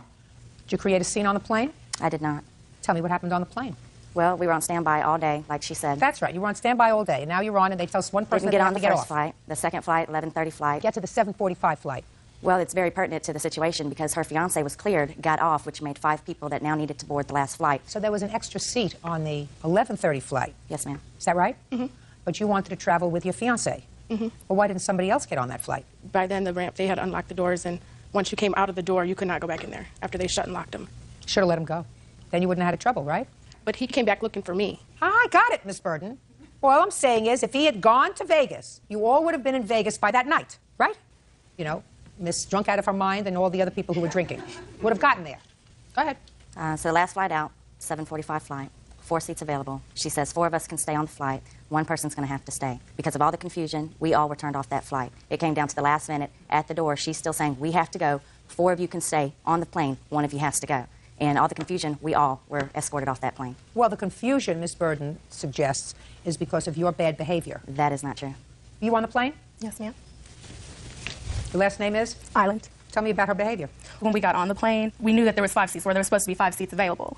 The lady tells us that there's only 4 seats available. So when I find out there's 4 seats, I'm like, okay, I'm going to get off, even though I know that these are my cousins, the whole reason we're going, but there's 4 people that can go, and I knew that I would be able to get there in the morning. So I was like, I can just get off the plane. Heather grabs me and says, no, don't get off the plane. She's still trying to converse with the lady, and there's only 4 seats available. There was no way that there was going to be another seat, and there was another lady. She was trying to get her bags into the overhead compartment, and we're all trying to help her get the bags. Heather tells me to go sit in the lady's seat, and I'm like, why would I send her seat? She already has a seat, you know what I'm saying? So that's really what happened on the plane. Good. You can sit down. You can stand up, sir. Why have you not yet married? Money-wise, we saved for a whole year to go to Vegas to get married. Well, what kind of deposits did you have there? I have receipts for everything that I put a deposit on and paid for. Mm-hmm. And I have police reports and statements from the Atlanta Police Department and Air I'd like to see the Airways. police report, please. Judge Judy continues in a moment. I think that when you cause somebody that kind of aggravation, there has to be some punitive action. I honestly don't feel so. The fact Well, I don't give a rat's behind what you think. And later today, I did not have enough money to pay the whole Why didn't you rent. get a job? I did get a job. Well, if you had a job and you're getting welfare and you're getting some child support, what did you have to ask for charity for? real cases, real people. Judge Judy. Alicia Burden claims her cousin's friend, Heather Duncan, caused her and her wedding party to be kicked off an airplane. Alicia says she had to cancel her wedding. Well, this is a letter from AirTran Airways, directed to this gentleman who was employed by them, and it says, this is to notify you that your non-revenue and reduced rate travel privileges have been suspended for 180 days. This action is being taken as a result of an investigation into an incident concerning an individual traveling on your buddy pass under itinerary, whatever, the individual in question is Miss Heather Duncan, that would be you, exhibited unprofessional and abusive conduct both towards our passengers and your fellow crew members. And you are responsible for all actions for your guest passenger, and you are responsible for notifying your past traveler of all policy and procedures. Well, you don't have to be notified to behave like a human being. They found that your conduct caused him to lose his privileges for 180 days. Can't hold your booze. And then the woman down at the luggage department says that you threw a pen and paper at her. You behaved very badly, Miss Duncan. We had been at the airport for 13 hours. We were all very frustrated. Nobody else caused the same kind of scene that you did. That's right. We were all very frustrated. Everybody was crying. Everybody was cussing. Our luggage was gone. I was the one that had to step up, talk to the lady about the luggage. No, I did. You didn't talk to anybody. I did. You I were lost screaming my temper. profanity, and you lost your temper, and you threw a pen at her, and you threw paper at her. But I'm not so sure, Miss Burden, that all of you were thrown off because of her conduct. Our tickets were canceled because of her. You mean your buddy pass tickets? Mm-hmm. So if you wanted to go to Vegas, you would have had to buy a ticket, purchase a ticket. Mm-hmm. Why didn't you do that? We wouldn't have had no money to get home. What kind of work do you do? I pack parts. And you? I'm a homemaker. You are home together? Yeah, we live together. How long have you lived together? 8 years. Yeah. 8 years. You have children, I assume? Yes. How many? 3. Well, so there's no real big rush about getting married. This is not a, this is a marriage that's been coming on for 8 years. Yeah. And what's wrong with getting married in Michigan? That's what we're going to do now. Good. That's what you should do now. Yeah. You caused them a lot of aggravation, Ms. Duncan. And I think that when you cause somebody that kind of aggravation, because you couldn't control your actions, there has to be some punitive action that's available. I honestly don't feel so. The fact Well, of I don't give a rat's behind what you think. This is not a touchy-feely situation, madam. They planned this day, planned to be in Las Vegas, planned to have a wedding, and because of your bad behavior, they weren't able to do that. And I think that you are responsible for some of the pain and suffering, although I usually don't even like to entertain those lawsuits because of your bad behavior. Not only that, but you caused him aggravation as well. You were the only stranger to this wedding party, and you didn't behave yourself. Judgment for the plaintiff in the amount of $1,500. That's all. Parties are excused. You may step out. Well, she did the best job she could, so, ain't really nothing I can do but keep it moving. It was very upsetting. I didn't get married. They should have gotten on the plane, and everything would have been fine. She got issues and problems that she needs to seek counseling about. They just wanted money. They got what they wanted, so, keep it moving. The drunk ain't worth a piece of gum on the bottom of my shoe. And now the next case. All parties in the matter of Acree versus Jones. Step forward, please. 28-year-old Karen Acree is suing her ex-boyfriend, Donald Jones, for rent and utility bills. Donald is countersuing for rent, lost wages, and a loan to get her stereo out of pawn. Miss Acree, according to your complaint, you and Mr. Jones lived together for a period of time in a lease that you both signed. That is correct. There was a problem with an altercation that the two of you had. He was put out of the apartment. You claim he owes you some bills, some rent and utilities. Mr. Jones says that he paid up while he was living there. Once he was put out of the apartment, he has no intention of paying for rent and utilities. And he claims that you actually owe him money for some loans and assorted stuff. So he has a counterclaim. When did you move in together? In July of 2004. What was the rent on the apartment? $650. Who moved in? Both of us did. Anybody else? My daughter. So the three of you moved in? Yes, she's 5 years old. You get child support for her? Barely, but yes. What was the financial arrangement you had with Mr. Jones? He signed the lease as well, and he would be paying half of the rent. Was that your arrangement, Mr. Jones? Correct. Where were you working at the time, Miss Acree? I was in and out of jobs. I was working through temp agencies. So you weren't working steadily? No. And what about you, Mr. Jones? I worked for County Road and Bridge Department, 10, 12-hour days. Steadily? Yes, How much were you earning, Mr. Jones? $1,200 a month. And how did you put your money into the rent? Every 2 weeks I cashed my check, and since she was home during the day, she would take care of the bills. I'd just give her money. Is that right? That is not correct, Your Honor. Well, tell me how you were paying your bills if you weren't working full-time. I was paying it through TANF, which is Temporary Aid for Families in Need, and that's what I get each month. And then You get I would welfare? get... Yes. Well, that's an easier term. Let me ask you this question, Miss Acree. Why in the world would I award you any money from Mr. Jones when the state was paying your rent? Because he did not pay his share like he was supposed to. That's not correct. Okay. What happened in October? October, he got physically violent with me, threw a cell phone at me, bruised me. I had to call 911 because this happened in front of my child. So that was in October? Yes. October what?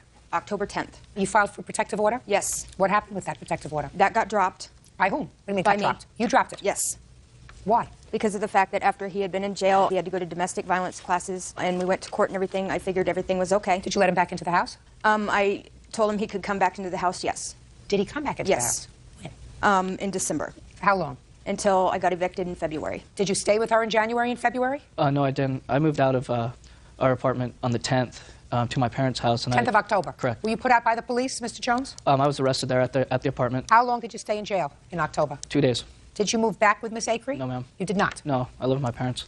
And in November, she contacted my parents' church trying to borrow money to pay her rent, in which case my dad was contacted by the church because my name was on the lease as well. And you asked for some money? From a church, yes, I did. Why? Because of the fact I did not have enough money to pay the whole Why did you rent. get a job? I did get a job. Well, if you had a job and you're getting welfare and you're getting some child support, what did you have to ask for charity for? Because at the time I did not have a steady job, but I So did you didn't after have a that. job. Where are you working now? Now I'm working at a gas station 40 hours a week. When did you start this job? A month ago. And the previous job? I had for a couple months until he got me fired from it. Miss Acree, how long had you been receiving welfare to pay your rent? For about a year. Before you met him? Yes. So it wasn't because of him that you were in this financial position? No, I was in school. School to learn what? Accounting. And? And I have a degree. You have a degree in accounting and you're working at a gas station. Yeah, I Something know. doesn't balance out here, Miss Acree. Why don't you get a job with H&R Block instead of getting a job at a gas station? Because I'd rather not work at H&R Block, but that's... You'd rather work at a gas station. So what did you go to school for accounting for? Because I wanted a degree. Okay, let me hear about your counterclaim. Okay, first off, not only did I pay her bills and her rent, she had a car payment that I was helping her out with, cell phone bills also. She worked for a month and a half through the 6 months we were together at that apartment. She also asked me for a loan of $150 to get a car stereo out of the pawn shop. Which so I is gave not her, true. So I gave her the $150. When did you do that? Do you have the month on that? No, don't ask her. I don't know. I don't have that. Your Honor, I have the proof right here that it was not $150 and he went with me to the pawn shop. It was $54. What month? In March. March of what year? This year, 2005. What were you doing going to the pawn shop with him in March to get your stereo out of POC? I got it out this year because of the fact that I had to put it in there to make the rest of a car payment. What I don't understand is if you're not together with him, why you call him to help you get something out of a pawn shop? He was calling me, actually, and he asked me, he told me he didn't want me to lose it. And I said, okay, well, it's $54 to get it out. And he said, okay, let's go get it out. How did you come to go with her to the pawn shop in March? I didn't go through the pawn shop. She asked me to borrow money, as she has multiple times. Then you shouldn't lend her money, Mr. Jones. I'm a slow learner on that one, I guess. Miss Acree, I don't believe he owes you a dime for rent. I believe that he worked. You did not. I believe that he contributed to the household. You did not. Now, if you had a job all that But time... I did. I worked at Kodak, and I worked... Show me proof that you worked anywhere. Show me proof. You're not entitled to any money, Miss Acree. And Mr. Jones, have you learned your lesson? Yes, ma'am. Very good. Goodbye. Your counterclaim's dismissed. Parties are excused. Mr. Johnson versus Ishmael. Parties have been sworn in. You may be seated. Folks, have a seat. Bird, I'd like you to do me a favor. Since there's a potential for there being some serious yelling there by me, you can take these two children and see to it that they amuse themselves elsewhere. Gotcha. Come this way. Miss Johnson, according to the complaint that I've read, you rented a house. An apartment unit. Or an apartment unit. In a little complex. Yes. Where the defendant also lived. Yes. The owner of that apartment unit is her mother. Yes. You, according to you, have the right to use the driveway because the driveway can only accommodate one car, and if a second car is pulled behind your car, you can't get out. Yes. So far, is that right? Yes. That the unit is rented to the plaintiff. She has the right to use the driveway. I don't know what agreement they had. Do you have an agreement? Yes, I do have I'd an like agreement. to see it, please. That the agreement, the landlord gave her a copy of this. She has a I'd like copy to of see it, that. please.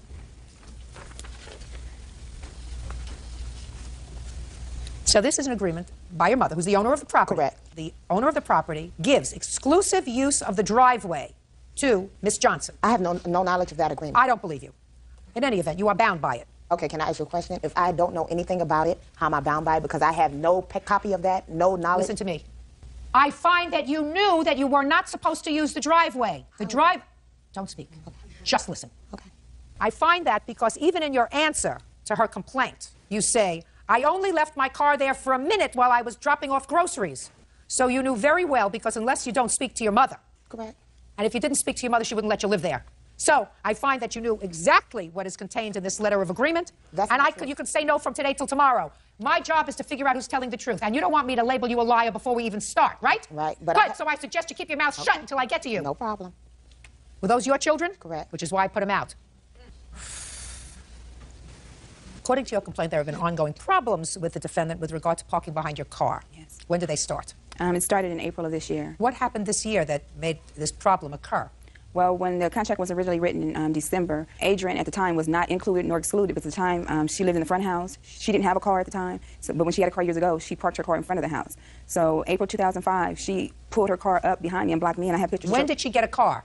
I didn't even know that was her car. When I called her mother and said I'm blocked in, and she asked me to describe the car, she said, oh, that's Adrian's car. So I saw that same car parked on the curb, like in the street. I thought it was abandoned because it doesn't have a license plate on it and there's no VIN number. I see the picture, so I had no idea that that was even her car. Her mother had to tell me it was her car, so I don't know.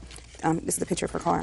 Prior to that, there had been no difficulty because she did, according to you, either didn't have a car, or if she did, it was parked in the front of the house. That's correct. At the time, Okay. we were just not on speaking terms. But there were no problems with her parking the car back there because she always parked in the Any front. reason why you weren't on speaking terms with her? We've never gotten along since childhood, and So you know each other for a long time. Exactly, our personalities are just very different. You know, we keep very different friends, and her ways have made me decide that she's not a person that I want to even hang around with.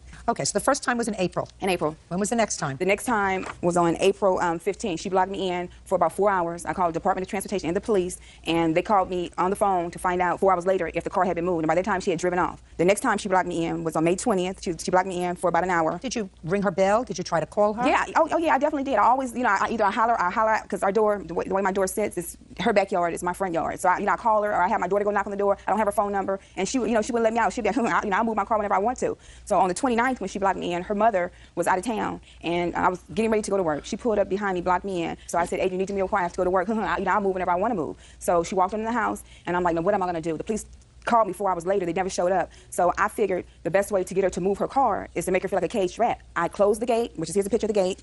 I closed the gate and locked it.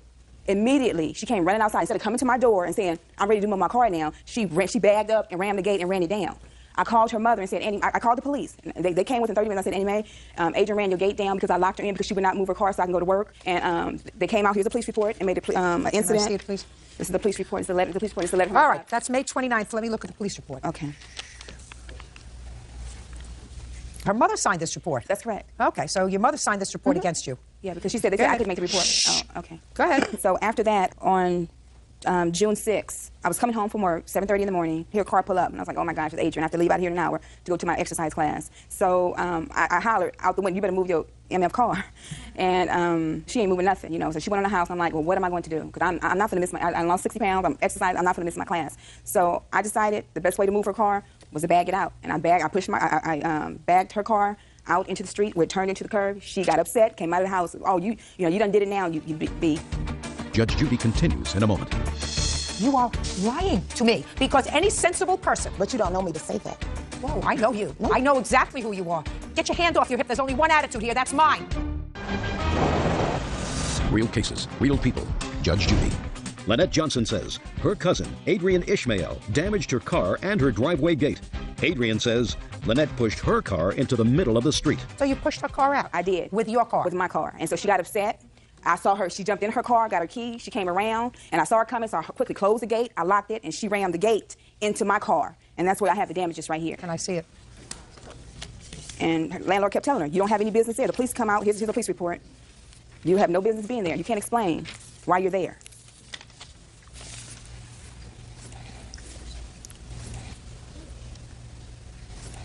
Okay, now I'll hear you. Okay, first of all, that's a total lie. Let's start with 2 days that I'm interested in. Okay. The first one is May 29th, when your mother signed a police complaint against you. I agree. I admitted to the vandalism. I did do that. Okay. Why did you park your car behind her car, fully knowing that you were really rendering her unable to move because your car was there? Because that's not the truth. First of all, can I explain my story? I usually do park in the front of my house. I was getting my house painted. The painters messed up my front door. I couldn't gain access to my house through the front anymore. So I had to go through the back door to gain access to the house. That's the only reason I was parking in the driveway. Just a second. Let me understand this, Miss Ishmael. Because the painters were working on your house and you had to use the back door, you couldn't park in the front and walk to the back. You had to drive. I'm speaking. You had to drive your car there. How far is it from the front door to the back door? But that day was right before a holiday, and I had bought a lot of groceries. I mean, a whole lot, because I was having a barbecue the next day. And the only thing I was parking in the driveway for was to unload the groceries into the house. And that was the day I rammed the gate. And Lynette is not being... Just a second. Now let's get to June 6th. There was no holiday, no barbecue. Right. So what were you doing parking behind her car again? Just unloading groceries. You already had a major problem a week before. What were you parking there for? Because, like I said before, I did not have a copy of any agreement. You said you don't believe me, but I have no reason to lie. I had no account of that. That agreement was not between me Miss Ishmael, let me explain something to you, madam. Your mother signed a complaint against you. No, she did not. She did not. That was No. You listen to me. Okay. Your mother signed a complaint of vandalism on the 29th of May. And what you're asking me to believe is you had no communication with your mother. Correct. Correct. That's Listen the to truth. me. Listen to me. I don't believe you. You are lying to me because any sensible person. But you don't know me to say that. Whoa, I know you. No. I know exactly who you are. You are somebody who is a passive, aggressive person. That's not true. That's not true. You don't know me to say Fortunately, madam, I went to college. I went to law school. I passed the bar. I was appointed a judge 3 times. That's right. So I'm the only one that gets to make the decisions. When you're sitting here, you can make the decision. So I decided that when common sense suggests to me that somebody is lying, I'm willing to go with common sense. And common sense indicates to me that when you're living in a house and you know that only one car can gain egress or ingress from one space, and you choose time after time after time to block this lady's car in, that you have a passive, aggressive personality. But and if you are, I'm speaking, Okay. and if you are living at a premises that's owned by your mother, who happens to have your last name, and your mother is privy to an agreement between this lady and other tenants, that unless you and your mother, you're living on Saturn and your mother is living on Pluto, then your mother said to you, don't park in the driveway, not to unload groceries, not to unload your kids, not to unload your temper, not to unload your temper. I don't believe you. Can I see the estimates now? That's why I'm saying you're not giving me a right to prove my case. That's unfair. This is not fair. Life, madam, I want you to understand something. Life sometimes is not fair. Go ahead. She parked my car in the middle of the street and endangering the lives You're of other people. absolutely right. She had no right to push your car into the street. Now I want you to show me what damage was caused to your car as a result of being pushed into the streets and the estimates for its repair. There was no damage. 'Cause Right. I got my car out the middle of the street. Right. There was no damage. I'm not claiming damage. All I'm saying is that what she's accusing me of is not true. Because you have not given me a chance to state my case. You have not given me the equal time to... Listen to me, madam. My time is more valuable than your baloney. What you did time after time was to block this lady's car in, and I can imagine the frustration. Everybody who drives a car who's been in a situation where they've parked a car and somebody blocks them in and says, I'm just going in for a pack of cigarettes. I'm just going in to pick up a quart of milk. I'll be out. And they say, come on, could you move your car? Get your hand off your hip. There's only one attitude here. That's mine. I don't have an attitude. So I'm saying that because my back is hurt, ma'am. Well, that's too bad. Try to keep your back in check until this case is over. That's good. always Very good. And maybe it hurt from carrying all those groceries. Listen to me. Everybody who's driven a car knows what it's like when somebody behaves disrespectfully with no clue as to other people's time. That's you. Maybe if you had some more to do, you would think about other... True. Who do you work for? I'm a chef at a fish market. How many days... I'm speaking. How many days a week do you work? I work 6 days a week. Did you file tax returns this year? Yes, I did. How much did you earn on your tax returns that you filed in April? $14,000.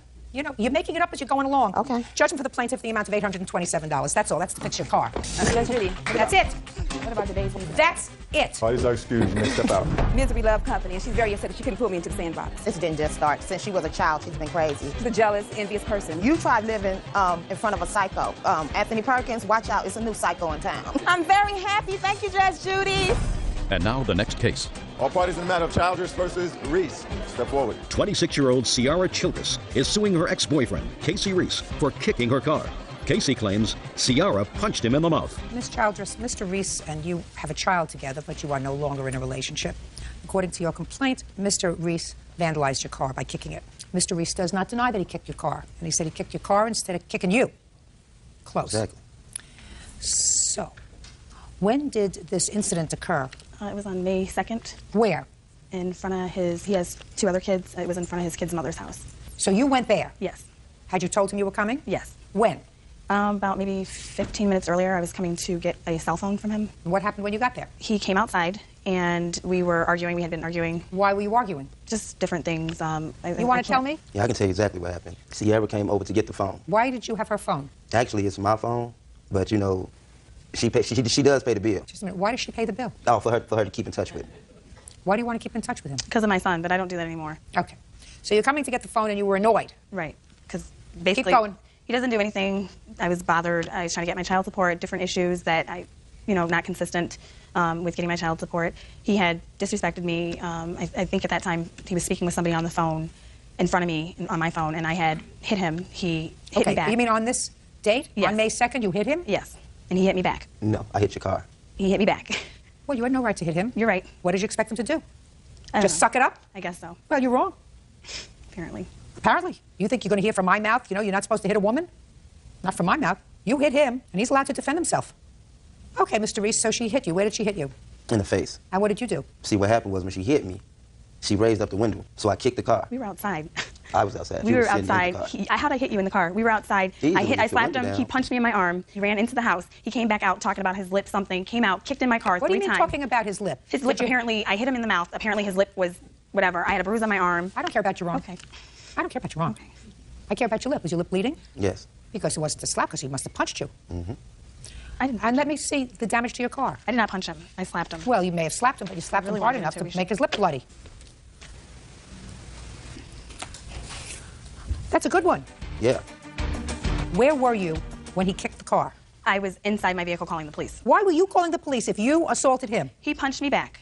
Does that make two wrongs make a right? He punched me back and kicked in my vehicle. But this makes me feel better. You have no right to put your hands on somebody else.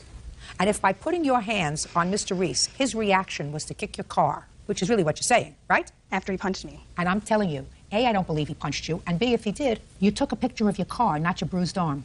So evidently this was more important to you than your bruised arm. Actually, it wasn't, because I went and got a restraining order the next day against him, so it couldn't have been. Well, I want to tell you something. I wouldn't have given you a restraining order. Related. If I were the judge sitting there, I wouldn't have given you a restraining order. I would have showed you the door. You started it. You started it. You started the problem. First, you wanted to control him by giving him a cell phone so you could keep in touch with him over your son, which is a lot of baloney. And second, you put your hands on him because you went over there, and you went over there annoyed. You went over there looking for a fight. You got a fight, and you ended up with a dented car. Pay for it. Your case is dismissed. That's all. Parties are excused. You may step out. Felicia versus Cass. Thank you. You're welcome, Judge. Parties have been sworn in. You may be seated. Folks, have a seat. Mr. Felicier, the defendant was your landlady for approximately 6 months, and according to your complaint, she had you falsely arrested for both assault and menacing in September 2007. So you want to be compensated for your bail and the time you spent in jail. Ms. Cass says that you were, in fact, high on drugs, that she had every right to call the police because you behaved in a threatening manner, which she will describe to me. Describe this arrangement. Was it a house, an apartment building?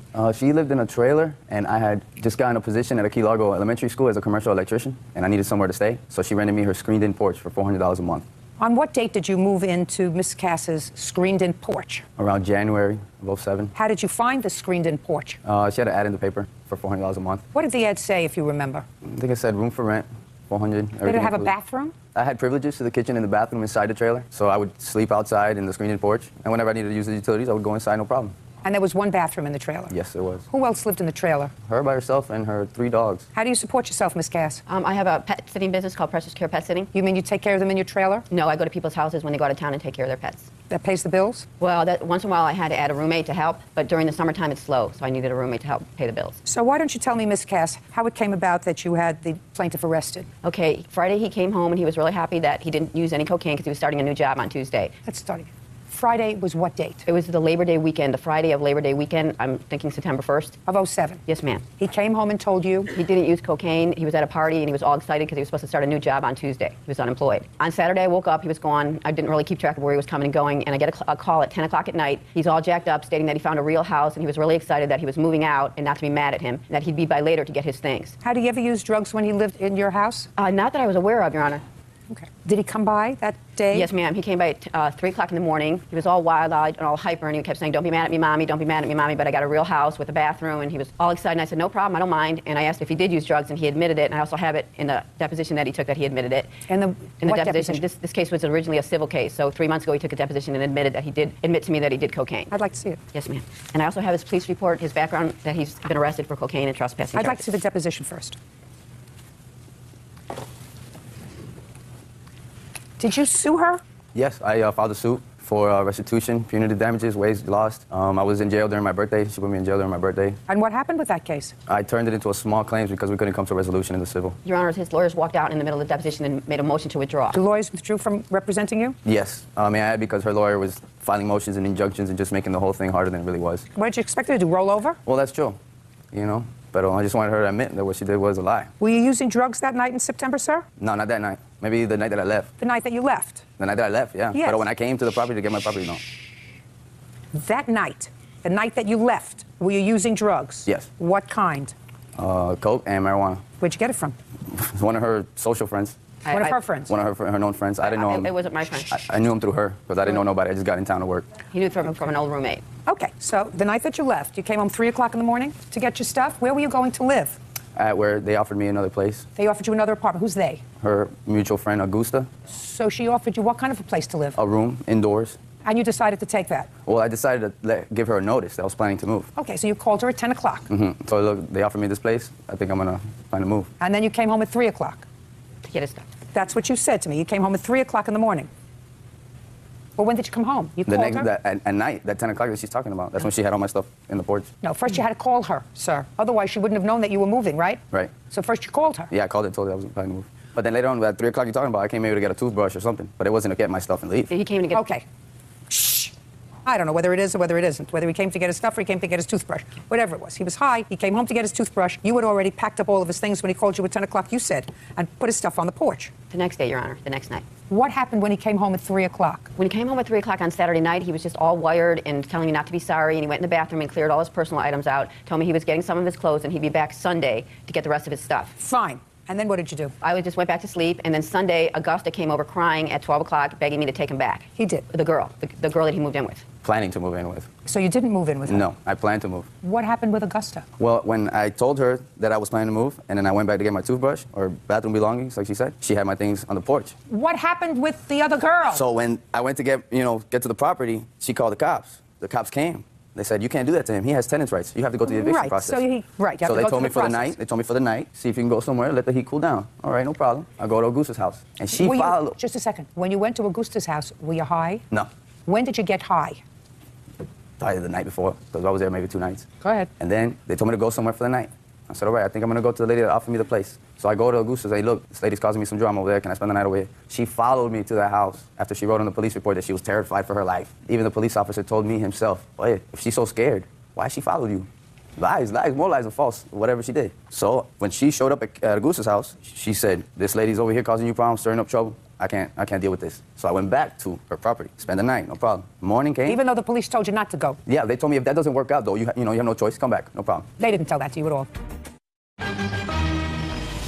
Real cases, real people. Judge Judy. Edgar Felicia says his former landlord, Karen Cass, owes for falsely charging him with assault and battery. Karen claims Edgar broke into her home and attacked her. Police don't say that. No, they know because... Police don't say that. They say you better let things cool off for a night and come back tomorrow. That's true, but if you don't have no other place to go... They didn't say that to you. Well, due respect, I was there. No, I'm telling you. I've been around a block longer than you've been born. The police never told you should come back if it didn't work out with Augusta. They told me to find somewhere else to stay for the night. That's right. That's what they told you. And if that didn't go well, to come back, okay, no problem. Oh. So I come back, and I sleep. I'm just telling you what they told me. I mean, you know what I mean? So I go to sleep, and I wake up the next morning late to work. I got fired because there's drama with her. I go to Publix to get me a little Aunt Jemima breakfast. And right when I'm coming into the trailer to open the door, she had it with the chain. Boom. That's when I started recording, which I have here the recording what she's talking about that I came in the house. And the whole recording shows I didn't even get through that door. How did you record that? On my camera phone. I had a camcorder on my phone. I said that was the only option I had. I had no witnesses around me. I already seen where this was going to go. So why did you go back there? What, that morning? Yeah. Because that's where I lived. That's where I lived. They told me, if you can't find nowhere to go, just go back. And when I went to work, I came home. She had all this locked up in the house. So what did you do? So then I just started recording. And she's on the phone talking to her boyfriend. Turns out her boyfriend called the cops. The cops come. When the cops come, they tell her, so what happened? She's saying, oh, I was banging in the door, whatever.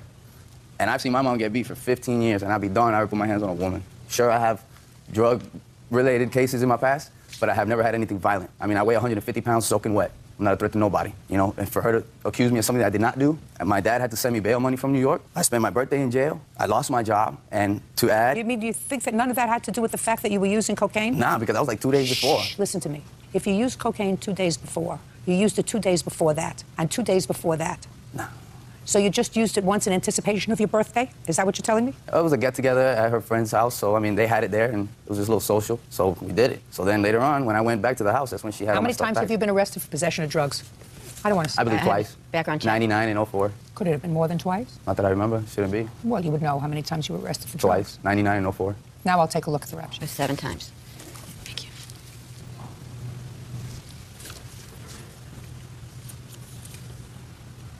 Well, here's the 99 possession. They stop you on traffic violations, right? Like tickets? Yeah. Yeah, I've had a couple tickets. Charge 1 was a non-moving traffic violation, but charge 2 was cocaine possession on the same date. That was 2004. Yeah, that was, a matter of fact, Christmas Eve, I believe. Right. You had an arrest in 2005. Yeah, I think. I mean, what's it guilty? for? And as you're looking at the report, I know you don't see anything violent in there. Nothing violent. I see a trespass only. Right. So, it's, you know, it's out of my character. Besides the fact I see my mom get beat all my life, so. I'd like to see your film. And then I'd like to see your complaint. The complaint that you lodged against him. Oh, yeah, I have it right here, man. That's the porch there. This is the morning I'm coming back from Publix. Boom, there's the chain. What are you doing? You're not supposed to be in the house. I can come in the house. I have keys in the house.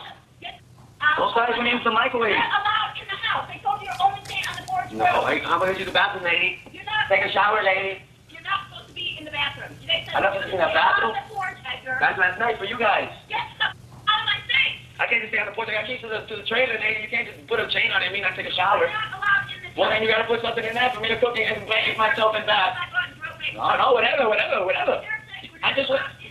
Bro, that was just for last night. Oh, and didn't tell you just for last night? Yes, I asked her. I told her, look at the chain she put. Now, what am I supposed to do? She goes, well, just go outside and make it for tonight. But tomorrow's okay. They never said I'm supposed to be in the house, you dimwit. They never said you're supposed to be in the house. I can come in the house and use the utilities. I'm supposed to. Then why am I paying you rent for? You know what I mean? You want me to call so I can use the microwave over here? I'll call him. Don't worry about it. I got the number. There's only part of the tape. He did get in the house. How did he get in the house? He broke the chain. It's on the police report, Your Honor. You did swear under oath, right? Yeah. I hit speed dial on my boyfriend's phone because I was hysterical, and my boyfriend called the cops. It's a very small town. The next thing I knew, there were 4 cops. What he's not telling you is the night before, he had pushed me and tore the phone out of the wall, which he admits in the deposition and in the police report. Can I see the police report, please? There were 2 incidences before that. No, let me see the police report.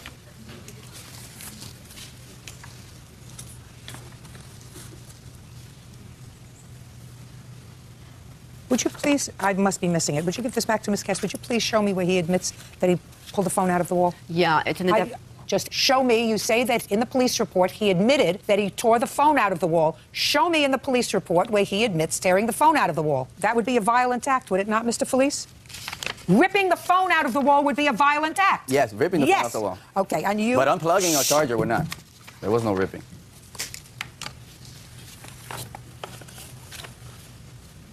Unplugged. Shh. Well, whether you pulled the phone out of the wall, sir, or you pulled the charger out of the wall so that she could not get to the police is irrelevant. Either way, your purpose was to prevent her from calling the police. My purpose? Well, they came over Your that night. purpose was to prevent her from calling the police. Otherwise, would you kindly tell me what was the reason that you pulled the charger out of the wall? Were you trying to make pancakes? No, I was trying to give her a second to think about what she was doing. You were trying to prevent her from calling the police. To make a false report, yes. Because everything she did after that was false. She said I tried to kick in the door. She said I cornered it in the room. I mean... It's over. You're not going to win the lottery here. Nah. It's finished. I'm not looking for the lottery. It's finished. First of all, you are not allowed to rent the porch on your trailer. It is an illegal thing that you're doing. Do you understand that? Yes, Your Honor. Do you understand that? And you can't take money from him and then decide that he's too much trouble. Too much trouble right in the middle of his month. Because he paid you by the month or by the week? He paid me by the week, and he was advertised as a roommate. If he's a roommate, then he has kitchen privileges. Correct, but that night the police said to stay out of the house until I went to the state's attorney's office the next day, which I got. No, they gave him a cooling off night. That's what they do. They give him a cooling off night. The police do not have the power to evict him.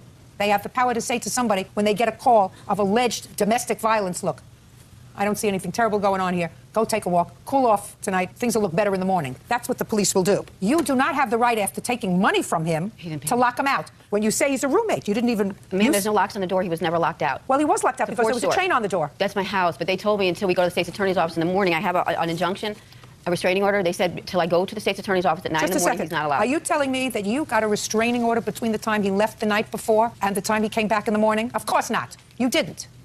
It's over. Move on with it. You did, in fact, commit a violent act. You prevented her from calling the police, which is what she wanted to do because she felt threatened. And you prevented her from calling the police by pulling her phone charger. Evidently, she doesn't have a phone that actually plugs in. She uses a portable phone that's charged into the wall. It's over. Forget about it. Finished. Both of you. Now that it's in my hands, you've filed a civil case. She had a lawyer. You had a lawyer. You all both spent all kinds of money. Finished. It's over. Forget it. That's what I've been... I mean, this has been a year and something. It's been a year. Your case is dismissed. I It's been a year. $4,000 in attorney fees. I don't care. It's over. Finished. You both behaved inappropriately. He did, and you did, because there was probably a little bit of what he said that was true. That you wanted him out, that you exaggerated a little bit once it became testy. There's no question in my mind, Ms. Cass, that that's what you did. But he provoked it. He can't come home high on cocaine. He doesn't even know what he's doing if he's high on cocaine. Do you understand, sir? Goodbye. I wasn't high when I came home. Parties are excused. You may step out. Thank you. You're welcome, Judge. Parties have been sworn in. You may be seated. Ma'am, have a seat. Ms. Holderbaum, Mr. Gutierrez is the cousin of your ex-husband. Yes, ma'am. And at some point, I don't know whether you were still married to your husband at the time. I assume you were. Is that right? Yes, I was. You co-signed a car loan, a lease, for Mr. Gutierrez. Yes, I did, Your Honor. And then something happened, you took the car back, and it ended up costing you a bundle for the lease. You want Mr. Gutierrez to be responsible. Mr. Gutierrez says, because of the way this all came down, it's your problem. When were you and your husband divorced? Our divorce. Or separated? We separated in February of 06. And when did you co-sign this car lease for Mr. Gutierrez? September of 04. Why didn't your husband co-sign for him? It's his cousin. My husband told me it wasn't a good idea. I basically looked at it as he was a young man, a hard worker. Your husband, who was his cousin, known him his whole life, said to you, "Don't do it, Shelley. It's not a good idea." You want to know something? I would have told you the same thing. I know, Your Honor. Okay. So you co-signed this car lease for him. What kind of car did he lease? Ford Expedition. What did he need a Ford Expedition for? For him and his family. How large is your family? I have my wife and one son. You could drive a smart car with your wife and one son. What do you need a Ford Expedition for? Well, first of all, when they came out, I would like to have a Ford Expedition. I would like to be 5'6". It didn't happen to me. The thing is, sometimes I take my trucks to work, and I need more seats because I got like sometimes 3 to 4 helpers. What happened to the truck that she co-signed for you? Well, I had an accident. Tell me about the accident. Well, in Detroit, Michigan, where we live, it snows. Just tell me, it was in the snow? Yeah, it was snow. What did you hit? I hit a post on the sidewalk. A post? Yeah. Post wasn't moving, right? No. So what happened to the car? It didn't start back. So I called Shelly and told her what happened that day, and she just told me, I gotta call the police to make the report. So she was gonna call the insurance, and she will call me back. What happened, Shelley? Well, he hit a light pole, no fault. He called me. I told him, as long as you're not hurt, nobody's not hurt, that's great. Even though I co-signed, I carried the insurance on the vehicle because I was afraid. If he didn't make a payment, I would find out about that in 30 days. If he didn't pay the insurance when something like this happened, gotcha. I would have been up. Gotcha, Shelley. So what happened was, it went to the body shop. They towed it directly to the body shop to the tune of $9,000 worth of damage, which wasn't even the problem, Your Honor. I had no problem. That's why they call them accidents. But while the vehicle was in the body shop, I received a certified letter from the DEA stating that Mr. Gutierrez was stopped in St. Louis, Missouri on January 19th with $309,900 in the vehicle. That's why he couldn't have the truck back. So they were telling you that they were seizing the car? No, they had given the vehicle back to him on site. They seized the money. They gave the vehicle back and what was released him. $309,900 doing in your Ford Expedition? I don't know. Hidden in pants. It was just not in a duffel bag, Your Honor. It was hidden in compartments in the vehicle. So they basically ripped the truck apart, the whole interior, like plastic parts and the thing. The front console was ripped apart. Well, when I received that letter, Ford Motor Credit received the same letter. Just a second. How many cars have you owned in your life? Give me an approximate number. 8. I can't believe you're so much younger than I am. Probably owned 30 cars in my life, aside from an occasional quarter that you may find, when you're cleaning out your car. What would you do if you found $309,900 stashed in your car in various compartments? Would you have thought that the Tooth Fairy really existed? Mr. Gutierrez, did you really like this truck? You said you really wanted this truck, right? Right. And you used it for your family? Yes. And you used it for your work? Yes, ma'am. What kind of work do you do? Don't look down. Carpet Look at me. installer. What? Carpet installer. Carpet installer. Yes. You do the work yourself? Well, I have helpers. That help you? Yeah. You go on the jobs with them? Yes, ma'am. You go on all the jobs with them? Yeah. So I assume if you have helpers, Mr. Gutierrez, you put them in the back of the car, is that right? Yes, ma'am. So you drive? Yes, I drive. And when you go out with your wife, does she drive? No, I always drive. So when do you think someone snuck this $300,000 into your car, Mr. Gutierrez? Well, I'm not sure, ma'am. Your Honor, and when he had the accident in February, less than 5 months, he had put 11,690 miles on that truck. And when I had called Mr. Gutierrez, because this was before I even knew about this happening, I called him, I said, you're only allowed at $12,000 a year. What were you going to do about all these miles? Because after $12,000, you're over for the year. He says to me, well, I was going to have somebody roll them back. I almost fell out. I said, the same person that put the $309,000 in his car. He said, and I'm like, I'm a police officer. What are you talking about? You're a police officer? Yes, ma'am. Still a police officer? Yes, ma'am. I have an exemplary, never been disciplined record. Oh, Shelley. I know, Your Honor. Shelley. 2.5 years of nightmare I've been living this to help somebody. He's a nightmare. I know, Your Honor. Where did you travel, sir, in the first few months that you had this? Listen to me very carefully. Where did you travel, Mr. Gutierrez, in the first few months that you had this car while you were busy with your wife and your son and installing carpet to put 12,000 miles on it in 4 months? Almost 12,000 miles. Where had you traveled, Mr. Gutierrez? I went to El Paso, Texas. El Paso? And from where? From Detroit, Michigan. From Detroit, Michigan to El Paso, Texas? Yes, ma'am. Probably where they stuck all this money in your car. Ma'am. And when I use it for work, just to go from my house to the shop where I pick up the material, It's 30 miles. Detroit to El Paso is how many miles, Mr. Gutierrez? It's 1,100 miles. One way? Yeah, one way. And how long did you stay in El Paso? I stayed like for 4 days Who did you go with? with my grandma. With your grandma? Yeah. What's her name? It's not an answer when I ask you your grandma's name. Ramos. How old is she? She just turned 80. What did you take her to El Paso for 1,100 miles in a truck? She lives in Juarez. It's the border with El Paso, Texas. And I went there to visit my family. You said you took your grandmother in the truck. No, I didn't took her. So you drove there by yourself? Yes, ma'am. I drive to from... You see stupid written over here, Mr. Gutierrez? No, ma'am, no. Judge Judy continues in a moment. Somebody was doing something naughty in this vehicle, like transporting drugs in the car. Now, I'm not suggesting that someone would be you, sir. I'm not suggesting that at all. And later today, Mr. Courier says, I'm cute. Aside from saying I'm cute, he thought he was cute and nice. Yeah, he is. Yeah, it's just a mooch. real cases, real people. Judge Judy. Shelley Holderbaum says her ex-husband's cousin, Vicente Gutierrez, crashed a Ford Expedition that was leased in her name. Shelley says the vehicle was eventually seized by the DEA. How much did it cost you because of the over-mileage or because of ripping the car apart? $1,272.21 for the over-mileage. The deductible on his accident was $350. The repair for the broken parts inside the vehicle was $715.50.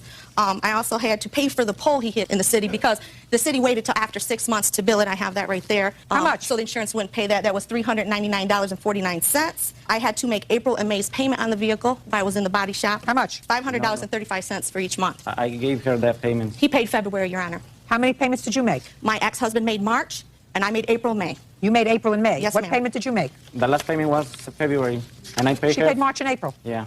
Yeah. And I paid her for the pole that I hit, and I paid her all of the 2 deductibles for the insurance. You paid that? Do you have checks for that? No, no. Did he pay you I for do. that? I have my No, checks did for he those. pay you No, back he for didn't, that? Your Honor. Maximum in your state is $3,000. Is Yes, that right? ma'am. Because this comes to $3,271. Mr. Gutierrez, either you're the luckiest or the unluckiest person on this planet. The luckiest person on the planet would find $300,000 in their car. That would be the luckiest person in the planet. The unluckiest person in the planet would have $300,000 in their car and not be able to get it. So if you think that I believe the story that you're telling me, I don't. Somebody did something nice for you. Somebody who has a career in law enforcement. Somebody who could be humiliated if somebody was doing something naughty in this vehicle, like transporting drugs in the car, a car that she co-signed for. Now, I'm not suggesting that someone would be you, sir. I'm not suggesting that at all. The fact that I never found more than maybe 75 cents in a car that I've owned would not necessarily be dispositive in this case. But you cost her a bundle. Judgment for the plaintiff in the amount of $3,000. That's all. Parties are excused. You may step out. I was on my way to El Paso, and the police stopped me. Well, I kind of feel like I got some justice in this matter And they found that money in there. by getting my money back. And now the next case. All parties in the matter of Capozola versus Courier. Step forward. 21-year-old Kristen Capozola is suing her former roommate, 22-year-old Joshua Courier, for rent, a broken computer, and the cost of pay-per-view adult movies. You know, I decided that we could save the judicial system a whole bunch of money and just have much smaller apartments that were cheaper, that people could have themselves so they don't have to have roommates. And we would be able to save as a community fortunes of money because we wouldn't have all these cases. Then I would, however, be out of a job, and my children would be very unhappy. Ms. Capozola, the defendant used to be your roommate. You claim he owes you some money. He owes you money for rent and utility bills, and he damaged your computer, and he downloaded porn on your computer, and it was very messy. Mr. Courier says, I'm cute. Aside from saying I'm cute, he says, well, he sort of ran into some difficulty, and he's going to explain it all to me. This is the girlfriend? As a friend. This is the girlfriend that downloaded the porn on the computer. Nah. What do you do, Mr. Courier? Cell phones. Cell phones for whom? T-Mobile. How long have you been working for them? Like 2 months. How much do you make at T-Mobile? It's hourly, like $8 or $9 an hour. You take home a paycheck every couple of weeks. How much is your paycheck? Roughly $8.50. And who do you live with? I live by myself. What is this? I mean, is that a question or is that a statement? I live by myself. And how much rent do you pay? It's $6.50. You have a car? No. Have any other big expenses? No. Great. So you would say you're on your feet financially? Yes. Great. That's really good. Because one of the things that Ms. Capozola says is that you told her you would pay her back for covering your rent when you got on your feet. Yes. She's got to back into it, that's all. You know, you can't get on there right in the front. Right in the front's boring. You got to back into it. There you go. Right? That's right. All right, Ms. Capozola, when did you start to room with? And it was just a roommate, is that right? Yes. Just a roommate. The charming Mr. Currier. October of 2006, he contacted me looking for a place to stay. I offered mine and my mother's home, with her permission, of course. We lived together there for approximately 3 weeks and then signed a lease in mid-November to move out. How long had you known him? About 3 years. From where? We met at a party. You thought he was cute and nice? Yeah. He is. Yeah. He's just a mooch. Yeah. Judge Judy continues in a moment. Yes, sir. Now, who rented the porn? My ex-girlfriend. And did she watch this all by herself? Yes, I had no recollection that she was watching it.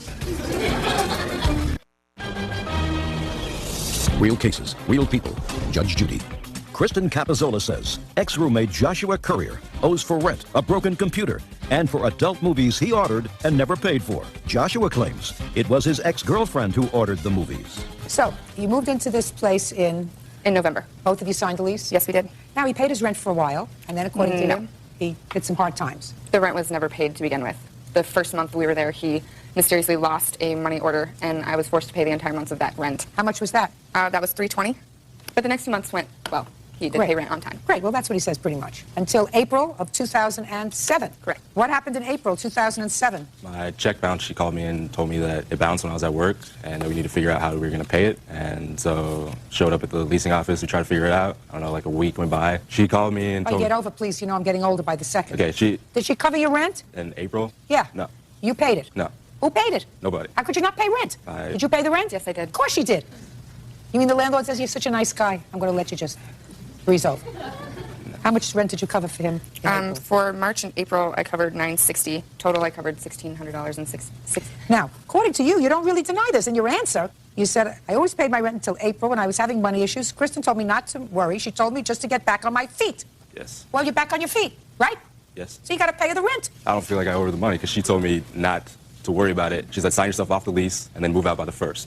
And I got the rest. And she was there. 1st of what? The 1st of May. 1st of May? Yeah. Well, we're talking about March and April. When I paid March rent, my check bounced. In April, Well, I understand that. And in April, I had like a couple days until rent was due, and that's when the check bounced. That's when she called me and said the check bounced. We're talking about rent for half the month when you first moved in when you didn't have it, and for 2 months. Yeah. March and April. And you moved out in May. Is that right? Yes. That's all I'm talking about. Do you have proof that you paid that rent? No. And are you back on your feet? Yes. Perfect. Cute, but no cigar. What else do you want from him? I would like half of the Comcast bill that I paid for 5 months. The agreement was we wanted cable, we wanted internet, we wanted a phone, so... You should have turned it off. You should have turned it off. If he wasn't paying it and he was not being terribly responsible with money, then you should have turned it off. You don't need cable. Right. I would at least like to be reimbursed for the porn that was rented on our cable bill. Yes, sir. Now, who rented the porn? My ex-girlfriend. And your ex-girlfriend was your visitor? Yes. And did she watch this all by herself? Yes, I had no recollection that she was watching it. Well, how do you know it was her? She told me. But she told me she paid it, so I didn't. How much was the porn? $81.90. $1,681. Your guest? Your worries. What else? My computer that is no longer in commission. I had to purchase a new computer. My computer is basically totaled. My mom was there when it happened. Well, what happened? Him and one of his friends were downloading music, and the blue screen of death came on, and the computer never worked again. Judge Judy continues in a moment. Want justice? Go to judgejudy.com or call 1-888-800-JUDY. Now, did he have your permission to do that? He had my permission to be on the computer, yes. But I had no idea that viruses were being downloaded. And the second it happened, he told me, and he's like, I'll help you pay for half of it. What happened, sir? Actually, the night, I guess it crashed, I wasn't even there. I came home, like, afterwards, and her mom and my friend was there, and they were watching TV. And they said the computer did not work. And I said, okay, what happened? And they said it just crashed. And I said, okay. And then she was like blaming my friend. And then I was like, that's not right. She downloaded music on it too, so it doesn't matter. And that's why I was only suing for half. Did you? Yes. Forget it. All right, you owe for the rent and you owe for your girlfriend's porn. Judgment for the plaintiff in the amount of $1,681. Thank you. Parties are excused in this matter of Davis versus Booth. Parties have been sworn in. Judge, you may be seated. Sir, have a seat, please. Mr. Davis, you and the defendant have a child together. That's correct. How old is the child? He is 2. 2? Yes. According to your complaint, the defendant filed false charges against you of assault, resulting in your having to pay legal fees and bail money. That's correct. You want to be compensated for that. The defendant says that the charges were true. She is counterclaiming for some assault and some property damage, which I will get to in a moment. When did the two of you separate? July 2001. And who took the child at that time? I did. Were you involved in a custody dispute after July of 2001? I went to the courts and got some papers drawn up. Actually went to a paralegal, one of my mom's friends. Just tell me, was there a custody case in the courts? Yes. And who has primary custody of the child? Me right now. Do you have a copy of that order? There's mediation papers in there as well. We both have custody. I know that everything is joint right now. I have a paper here that says that we have joint. Okay, you're right. So the child is being shifted back and forth on a weekly basis. Part of the week you have the child, and part of the week you have the child. And I assume that this incident happened on October 16th during one of those periods of exchange. Well, right now is a stipulation. The courts were saying until she can get on her feet and actually have her own place of stay, then we can start doing that arrangement. But right now we do Tuesdays and Thursdays, so we haven't really made that concrete yet, Your Honor. Okay. October 16th is when this incident happened? Yeah. Tell me what happened, sir. Well, I called on a cell phone to let her know that our child was not going to be ready to be dropped off at 4 o'clock, like we arranged. She never got that message. I checked my messages at home around 4:20. She said, where you at? I'm waiting here 20 minutes. I called her back and told her, hey, I'm running late. Jacob's just waking up. I don't want to rush him. He gets cranky. She started persisting to scream at me, telling me this is not right. This is my time with my son, blah, blah, blah. I said, I'll be there as soon as possible. Cut up some food for him, got him a drink, drove him down to Peanut Adobe Park where we meet. She walked right over to my mom's truck, took him right out of the car, didn't say a word to me. By this time, my son's face was really sad. I went over to tell him goodbye. At that time, she persisted on yelling and screaming at me, telling me I was a bad dad and how I shouldn't have been late. And I told her this is the same reason why we broke up, so we wouldn't have to fight in front of our son. She started screaming. I said, no, I'm going to take my son out of here because you're not in a good state. When I started to grab him out of the car seat, she grabbed my arm and I told her to back off me and just to calm down. I'm going to take him home and we'll decide on another day. So what happened? She grabbed your arm? She grabbed me and I shrugged her off pretty much. She fell onto the ground, hit her butt, and hit her left elbow.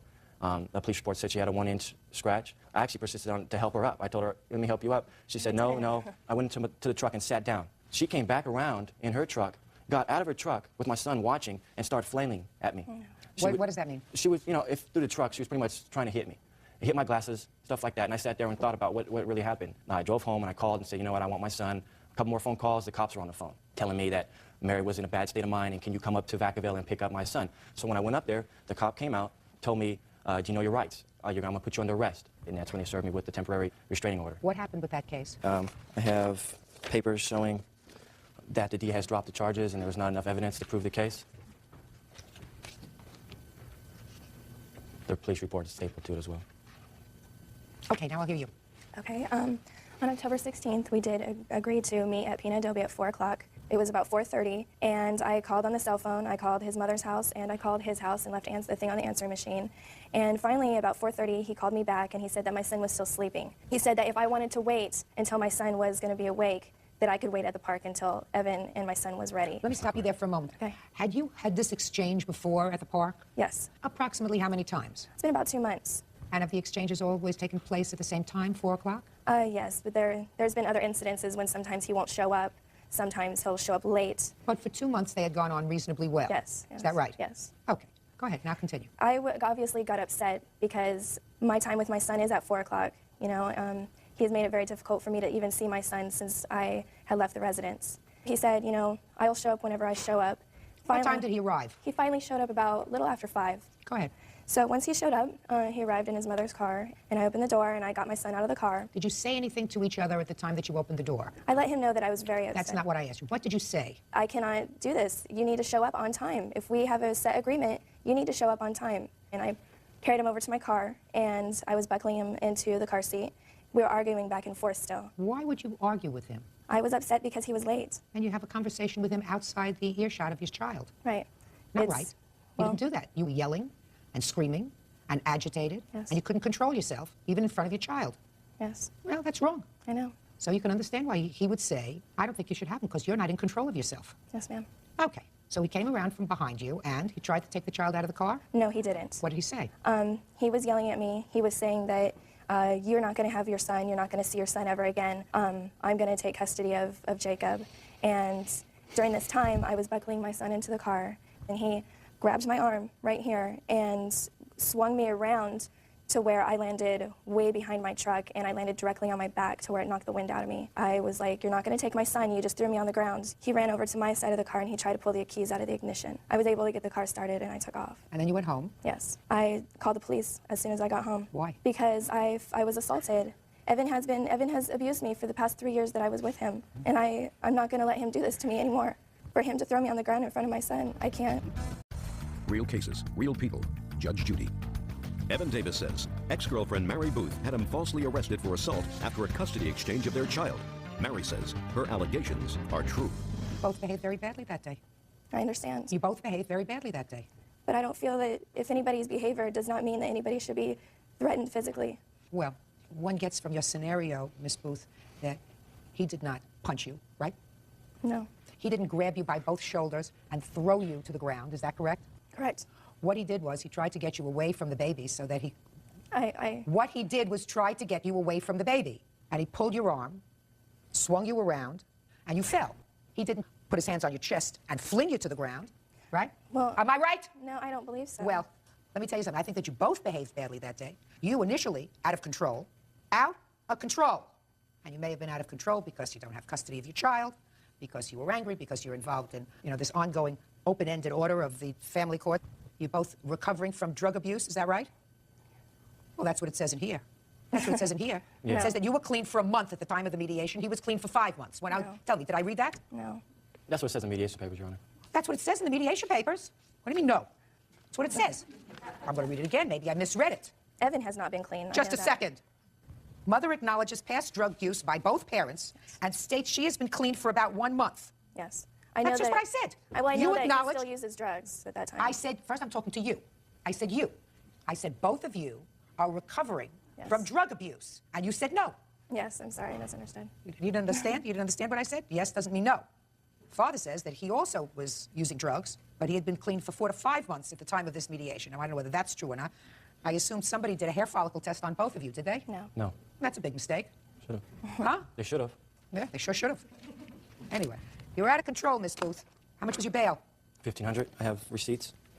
And aside from the bail, how much did you pay a lawyer? I didn't pay a lawyer anything. I paid a paralegal to do some of my work for me. I thought you said the paralegal was a friend of yours. Well, she still charges. You have a bill? No, I do not. Yeah, I mean, that's fine. Can I hand you guys? Well, that wasn't my case. I was basically for the bail and for the mental anguish and for the 7-day restraining order. Well, the 7-day restraining order was not as a result of any factual finding, only because you went in there and asked for one. What? Your Honor, he violated his restraining order. He called me 5 times within that time of the restraining order, saying that he wanted to come pick up his son and that I would never see his son again. And he basically made threats saying that he was... So what happened with that case? They filed something saying that he violated the restraining order. I have it right here.